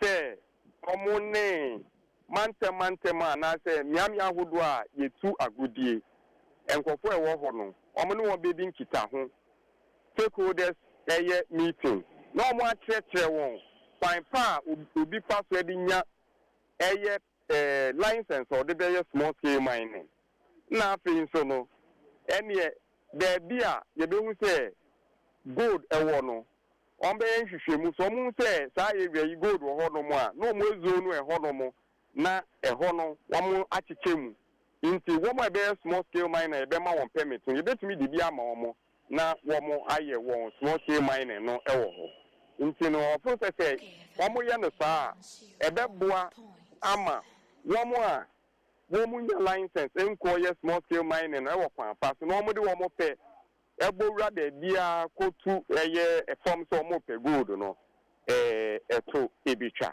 inti nsem oyi ano no ebi na mabobo so akyere mo no na ono da nchen a na afi de Ashanti Regional Minister Designate Dr. Frank Amoakohene ono so ebaye ema ye vete no na yibisa no say ope social media pade bia ehunu wo TikTok enti no kwan ben so no oba so obeye minister social media no na say TikTok no obe use na etumi aboa ama Ashanti region so etumi akoso e na so owo nipadom omdi we ni di na chie wo social media enti ene there be on your armchair minister obe ko field na Metropolitan Municipal and Business Assembly say a war Ashanti region no de bia no na mo ho hwe oni MMDC so no net so oni won be ye adwuma abumu na etumi aboa ama impuntio etumi akoso ewo ho ye santi bi san sa Ashanti region no conferences no edo so chen region bia inti kwan ben obefa so a oni MPs no so ebe ye adwuma no so he ono de obe adopt to open arm a policy say on can say we amayoku yi na onim say owo eninti a different from NDC nti omadwen ye penti ene on consult to be okesa and say there be obebie ne door na to ho na obi a owo adwenkyere papa bi ebe boa ma Ashanti region akoso no oni obi abeye adwuma na omo age adwenkyere let us say there was some the age man na wo de aye na ma region no so etumi akonenim ena mine na asem so ebe mu ye bisa no Ashanti region yetu eye agudie wo ho no mo pa nti no wo mo mpa kwan pa so emfentu no then obeya apa ho ena o say ono any sector minister no let us say Minister for Lands and Natural Resources ebe ka bumu na wo mo a efa kwan bone so edi etu fam agudie no omo be si won kwan na pinse mu edi ono so be boa na omo pa kwan pa so edi tu no omo de be boa won na we dwuma akoso so omo be fe no so na akwan ho nsem so eba mu route ena ni nyina so na o se one sector minister no ebe ka bom na akwan ewo nkrasi a ewo se ye hu adwuma no eno so no kwan obefa so a obetwimpenyifo adwen akoso emwe bi obetumi di aboa no obeboa afi apomuden so saa se nkrasi ni bebre wo ho no ma ansa na hombe fi baabi o mo wo na aba krom aba baabi a health facilities so wa ya na akoye den ni nyina no se one health minister no se ye ginu tumu a one health minister no be kan bom na anamu bi e wo so omutu na aban eboa ma health facilities na kokokoko nkrasi no wo mo de ebi akoho na afidia ma apomuden etumi akoso ne nsem no edoso ba kakra mi etumi aka ena mabobo so no menamo ka se die Dr. Manibuama president aboni den se ombe yo so apo behwe bambo ejuma so enti ono ena committee no ebe bete no enti bi omo be chase me hu se mpenyimfo a omo dem aho na ebe time ti no bebre eba a omo ebe ko honu mu bi na omo akohwe bete no senia ebe ko no inti no ehom so se womo bete no wi a ene nsemo obekeka ni bi no eno so ye de beba ma OKFM tie fon so enya bi eti takra mi tumi aka so fa se enema update a waya de takra mi tumi ama eno no waya de na ko imei Yes. One quick maybe say. Oh, yes, the minority for one keke. Also, woman is where she wana. Yes, when you see papa. Say, nan komo ya majority for ya to the micro minority. Our mubufu ya almost a micro minority dino dear. Omompe, into wa nim now be kwako fra micro minority no dear near. Ombe sorry about so far. Ain't you know? Omo person mu prove the chire majority for no so omo number no a great 183 and independent for a year 4 or the count 187 and a ward and so is then mono the banner say a junior was a minority for a year no almost some be a responsible minority the biano a buy it one a moving a chia almost best sorry in a price be one wakasa appoint out a year shortcomings are a war measures are buying taking him now see they are buying attention na namu to need to me aboa ma oman to me akọ so nti omo de omo send signal de da say mo bi nkobu abofia omo ye minority omo sa na nso na band ejuma na ejuma minority for ye ne dia omo be ye pa mo bi ehu say ye were minority of parliament nti omo ni so yache ayi say we ni abre pa enya agro na omo ba bi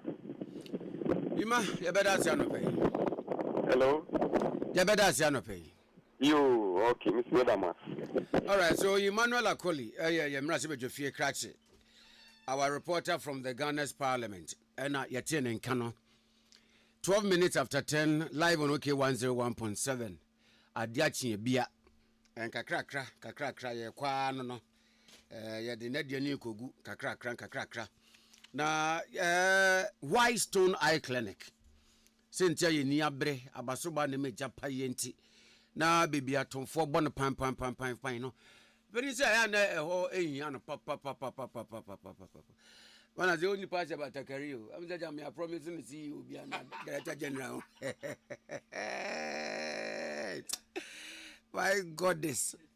Na why Stone Eye Clinic say o kania no weni nipedua no kania eni weni eninti abribia no entwen ma weni sun ye wisi entwe mu oni sun ye usumtum ansana wape enihwe ana eniyare ehwe ehu akira kwan Why Stone Eye Clinic say wo mo ye eni hu adwuma na ne papa mu a kabra no bra no sede obi bia wo yesunsun mu nipa bia no obeka akira wo se kan bible say ya na wo mo ko shilo ko kenya wo mo ho ko hwe sunsun mu so sunsun ana montuo no Wamu so a eja womo emfa nyame kwan so fa kwan foforo so no wobta kwa bisa brano saa na wose woye wani abribia no brano e wose wo kwa bisa efa wani ho sense sumduru a na kyerese wani ho atochema Why Stone Eye Clinic se womo mpene saa ne senti brei na yenye wani ocular examination refraction tonometry visual field test optical coherence tomography and a color vision testing. We na ye exams and so was say we ni no brano. Na se kobase bibi nti ye na se mfomso bi baby a ana exams no mu ba ku bia no bia no a we ni be fail no oh kwa kuma to yem ye be siesia ma wododo 590 Ghana cedis pe eno akire wo ye obi a bia wo share glasses dada glasses na wo hye no wo de boa wade hwe ope stylish durable frame a ye obi ho enti space na wo hye no wo mfa kenkan ade wo mfa hwe ade nko na emum tumi de boy life okra ka ho ye de ne de obi ade nto yen esan se wo yi se a stylish durable frame to nchen a esen kuta single vision lenses and have UV protection and blue light blocking properties. And now they born to swear for chain baby 690 cedis pe. Now Why Stone Eye Clinic unye bedin sa was swaba ya say ya appointment. Ya appointment. Yempese oba obeche and yempese obetwa kwan so agunti. Appointment. Nti ye number obefre na ye ne wabuku appointment akire wo dane bra. O de beba 0242 251 983 0242 251 983 ma weni wo hia na tu ho na mo bia wo se wutu e de bo ho ban na wo bebu ho akonta o wo de to anya me wo soro na se de ode ma wo ba asase su no wa ma atochima o wa asembo no po na perfect man have chance say wakɔ yi akɔ outdoor na ko engagement akɔ se na obi hye captain bia na woni kawom se befu a wo hu be mojanam na ye ofe wo unya ya nanka wo na ode adura wo body no perfect man captain se bra se eyi outdoor engagement wedding ana wo ye ana wo ko na wo part ade a wo be sha demufu a perfect man captains ewo designs infantini beka assault kale bia ne style bia wo obeba ne na wo no atwusi dia wo pe titru ne dia wo ye engagement ana wedding our person ne groomsmen no mo dance no mo pie ba obi abeka se wow ukokuma se anse ye hu ade bia ade na efo beti abowa so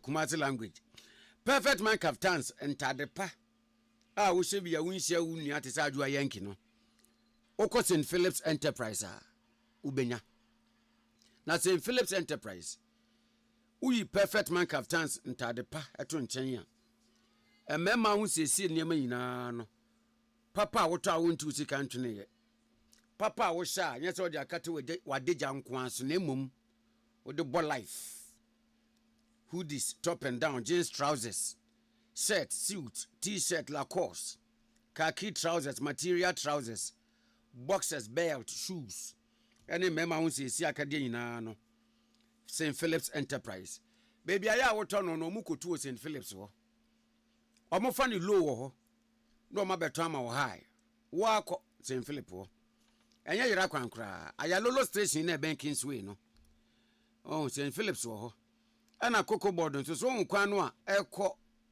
Akrapole no ufi cocoa board ekwan no ekọ Akrapole no left ho no o kan shi ya ne Ghana Commercial Bank na ye opposite ana tudu kane IRS edan na ben fire service no St Philip's Enterprise ho Kwame Nkrumah Circle wura odo na trotro station nim abronsan bi ho se St Philip's Enterprise gu abronsan no so sa your telephone number is 0244 14 7212 0244 14 7212 and 0244 44 0641 0244 44 0641 St. Philip's Enterprise and a home of quality clothing. Mrs. Yayani Ako. Na dia udi ja ye na ja. Yama emuso ne ja dia kana dia ma generational thinkers na. Wo mni atwaso. Sa pepe. Ai sofo nti. Ye nyina ye nyire ye ho nya adwumaden. Ai ye nyire ye ho. Enye Isaac Bama Abigail fun yin so. Abigail fun yin de. The phone the phone na me ye adwuma wa ha. Sofo ye nyina ye nya adwumaden. De ena de nya media ma obi a ye ni yie fa wakoma ene wadwene ye ni nyina yie na ebeboa. Adwuma work is a privilege. That's right. Men kase uye adwuma ma obi a men nwini se nipa no na wo boa no nipa no eboa opa fi se adwuma ni ho akenkom bedo nti an ena market yesa anye bia se wonya aketua ne bio eti adwuma bi a ye bia ne titu se ye adwuma ma nkrofo no fa adwuma ne se wankasa wo dia fa wadwene ne wakoma nyina eye ne yie na ebasa a wonsu wonya wo dia o se wuye obi die ya na wonsu die ebe ye yie. Do unto others what you want them to do unto thee. And I will read Galatians chapter 6 verse 7. I will say, do not be deceived. God cannot be mocked. A man reaps what he sows. Enti, so for yenya ba papa won krofo adwuma mu, yenya adwuma ni yie na dachi nyame so bema wonya wo de. Anase impo no, enhyira bi wo ho a ebe ye wo dia. Men nyene se wo ye obi adwuma nipa na wo ye nipa ne papa. it will be adwuma no anyhow dachi when the table turns up say ya wo adwuma nka wo be ne saa nka wo de ni bre ne ni nti say de wo be ya wo de saa no saa na ye obi adwuma na emma adwuma no every enemonyam mu enko enemonyam ti nyina nya adwuma den ema oman no nya adwene papa fo oman no ho say nya waban kra na aba nya adwene papa de ma aban na aba no memmo mpa ye say aban ni faili at the end of the day aban ni faili a menu mienu nyina na bebre eti pray for the current government, pray for the leaders, pray for the members of parliament say nyame ma omu nyansa. Don't wish say omu be faili say be ya wo beba power. At the end of the day and I say enema be se ne akase yehunu yanka na nye nyina na yebebre sidi na nyina nye nyina na yebebre enwuma say nye nyina na yebebre enti yen wish so for say wo kai ebra Israel for nyankopon ma omukoye nkoasom ewo oman bi so no wo ka kire omu say pray for the prosperity of the land, pray for the prosperity of the land. Enti current government no aba no bompa ye man say oni men wish say obe fail because at the end of the day say his excellency John Dramani Mahama fail anya Ghana na fail na ho kire ba wo ho nkire o yenya adwen papa ma o man na yenya adwen papa ma ye leaders eti bible kura no wo hye say ye mompa ye ma ye mpanifo. Don't wish that the government will fail, wish that the government will succeed, wish that the government will succeed. If you say eye da enkwan ye da ye nyina ye bese bia nom sir enkwan ye da ye nyina ye bese bia nom sidi ni gina na so a ye nyina ye benya ho mfaso eti menya adwenbone emfa aban foforo waba ene oman no ho nya adwen papa na ejire ho eye adwuma de ye wafam di unti bi nyani nyina but do what you can kona bia wo hye bia no let your light shine so that waja wo wosro no enemonyam ebeka no tusofo yem fansia nyame ya adomo a ye besan ahia efiada na ya so Yami Shaupi, so by ya, wabeye inshra, ede ama etiefo ni ahwefo. And that was the voice of Mrs. Akushago Abwaje. Time ninti, yentumi, mentumi anja me sports no. Na oye Ghana ni na enra. Yeah, AFCON 2025 draws no. We should be TV, so I'm sure say, if you are a fan of the Ghana Black Stars, Orebeho, Ora wopa na wompe Ghana Black Stars asem. Sense, I'm not maybe anyamie ni mu na me ra ho papa say. Baby a Ghana ya football akwa akodru ni. Say, Comoros to me qualify. Sudan ya wa kwa Park kra wo munni bia wo mo bobo jom ko bobi obi krom akra qualify na Ghana hwe Morocco ayekobo AFCON no woso no for the first time unim ya bebo ball no e wo 9 stadiums anya se bia stadiums no bi wo baby o ni na wo Morocco chese aye urade wo mo prioritize football no ama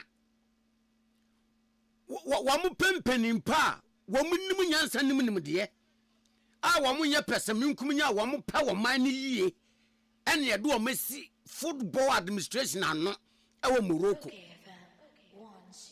2008 Ghana ye host to AFCON yibi stadiums no ye nibi mienu ye papa no ye ntumi ntize ne Nigeria ye kolabo aba Morocco nye European country o a North African country was stadiums ba 9 ye be host to matches no was so for the first time ye go 2 matches a day one because stadiums no a dozen ye tete hu sa man crofo di se hu e de Ghana football ne ye de wo mo pe ye kwaka yes menka ye be si with wa court as a Ghana Football Association no a individual property bia ye nkan wasem wabra edin na muko school no se monsi identification ade na momu dan no mu kan ye se Ghana Football Association Ghana eye odin what is say ka say Ghana Football Association ana Oyoko ana Bretio Football Association why ya tetuosa asamu nyama urewu Ghana fo ema ye kobo afcon Ghana nka ho meni ewu poto meni ewu medidi se ya fence Africa football for no football people no, they are disappointed in Ghana can no muntumi nka mo fere yen the world football are disappointed in Ghana can no mo fere yen wo muntumi nka ntere yen enti we na ketokroku se osanso petet term no now 2 times pa wo ba ye be bia odi aba besi ena se wo teta media unya pe Ghana Premier League begu unya nya p kra ye p mangati bola mo bobo primary school si bola mo bobo mangati me ka bibia ketokroku teta mbaswa ni na ebegu Mwa ema football mfamo ho. Football bia mfamo ho age Black Stars. Na Black Stars no so a mo hwe na mo nye no.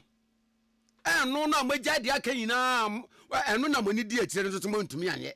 Mwa na bekeka brofo hunu e de tire nipa. So ya tetemu za mo de we na America no ne ya no wonte for now. Yenye sinyam ya aduma December mu na yese afcon na se na wo yese countries a ma qualify enige atiesi kromu ho a na ye bo national anthems of African countries o qualify ye no want God bless our homeland Ghana and obehu the reality will dawn on you I want no obehu se nkrophobia boyabro nkrophobia diyewu nipa polyphobia wo mo mpe Ghana football yi wo mpe so mo use di enrich wo ma sei no ani Eba dan kwaku ya bo amanka. Wo mo pe football yie. Wo ma Sadik mo amanka. Countryman songo mo amanka. Yan fi ene media meni ewu poto. Fi se meni fi ya mi di ball gbo echi. By the kindest courtesy of my late father, I yakosha ball was stadium odimi sim ne kon ho. Me he Olympics match ni ade minti bi da. Alengwa me mo tam kra wo mo se yen e was ne Ghana ntetu ayese no kra no na mi su akete mi hwe bi eno se na cap no uni a cap no tenten ase kan ade ya na ade aduanu gum ko school wi chance abron sen ena to ni bo focus last minute so na o je tetu sa memblemu o mo okay memble na se peniti fie na enkrawe nanka no hwe wo mo a ye beka nanka we fo memblemu wo mo jeve fo we hwe sakaram lesson bi o mkoye no ye friend say no fo na kane mampeni na na dotewo ni mpanimfo mu hwe mu di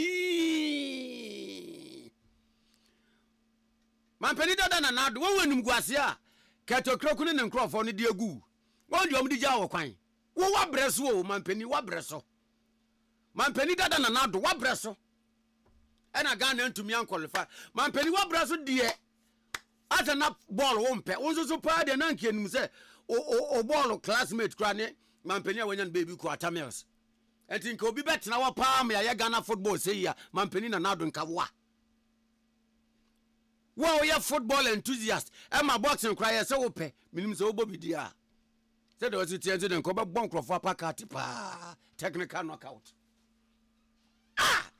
DJ young boy. Bere. Na man peni dada na nado said the oya football enthusiast. What breso Ghana football tantan basa what breso you call wake up.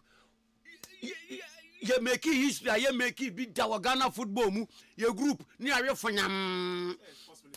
What? Na me choose sports minister no. There be na me choose sports minister no. DJ young boy. O de opa me better no better now na me kwatena ase. No so.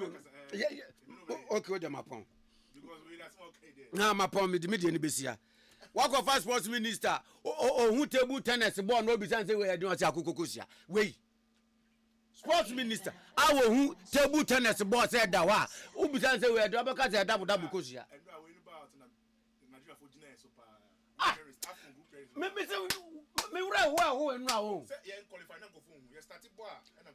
DJ asma me kan wa ni say December duru na say ye bo nations no antem a na ye behu ewudi a sebi keto kroku ne nkrofo na di Ghana football enra me wura hu yo me wura hu ya ma emra actor yi kura ye MC oyade o oyade papa na Africa ni na almost 32 clubs are Ghana. Yeah, saying we so back wake up. What does a DJ bantu dem me kwatena say me nyanko na na me kura me wie money so kura mapon just enwumre news to dem ma me fa birthday dey emma happy birthday to Dina Pretty Alia Ghana Airport Company, another year older and you still look absolutely amazing. This one is coming from your colleagues and staff of Ghana Airport Company Limited. Mubisa say, "Ediya na udidi ebe ya na wonom jamono anointing oil." Because you are a year older, but you don't look it. You're still looking absolutely amazing, incredibly fabulous. Dina Pretty Alia, udi no honam se. Yehu ya ni ehun say yes, nyame nya adaje de netia bade. Tum so ba obo wonso wa mo na wia nyame ambo wia wo bo na homache pa ntina afi no we free nim abantina adebo ginagina nani so. Happy birthday to Alfred Abebiu Kumi aka Adenta Kumi.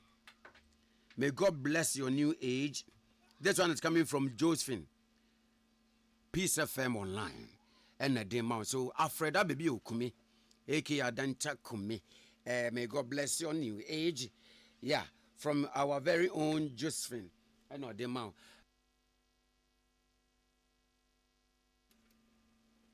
And ya boy on yakwe. Mamen can yo. And then my main quay. Let me say a very big thank you to Prophet Abraham Bismarck Gazy. We know you're prophetess Victi. I'm short of words, so but thank you for being such an incredible source of support in my life. I mean every word in this text. Thank you for being such an incredible source of support in my life. Prophet Abraham Bismarck Gazy, when your amiable wife.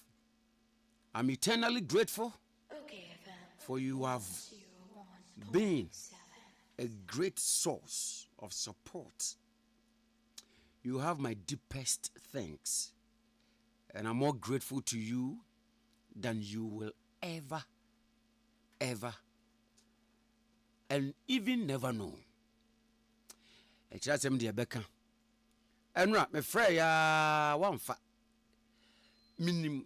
Me say me free a better expression of gratitude and appreciation.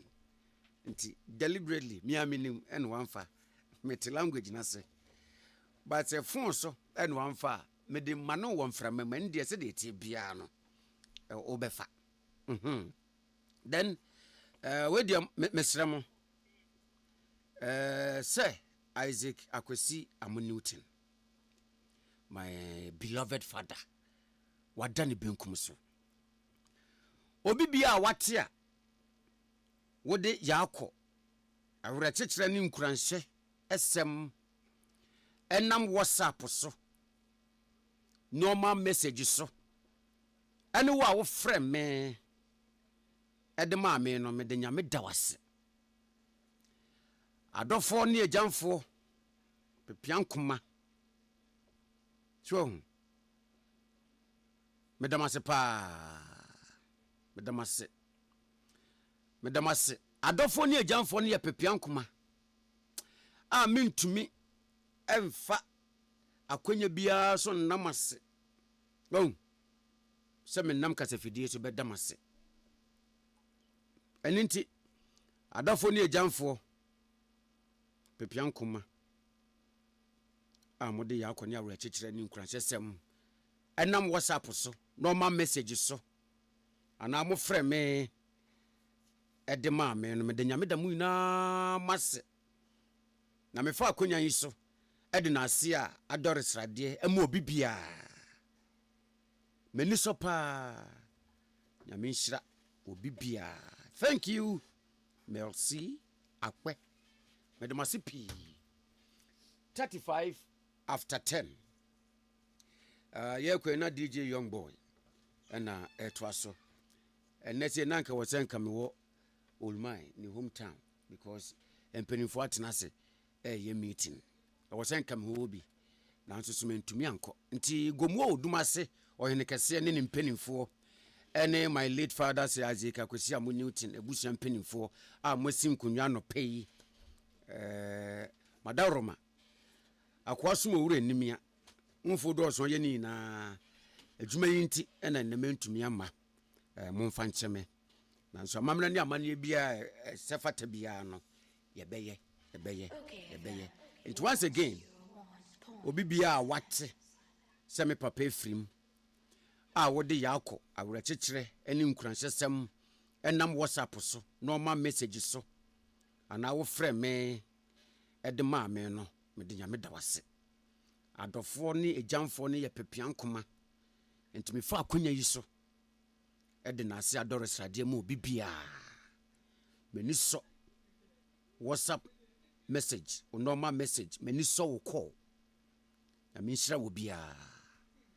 Your friend Chief Captain Field Marshal OHENENANA KWAME AMOH, on behalf of the production team led by Dr. Father Dixon and Mr. Kennedy Asantuose, we say thank you for listening. We are back tomorrow morning, God willing, after the 6 o'clock news. DJ Young Boy is next.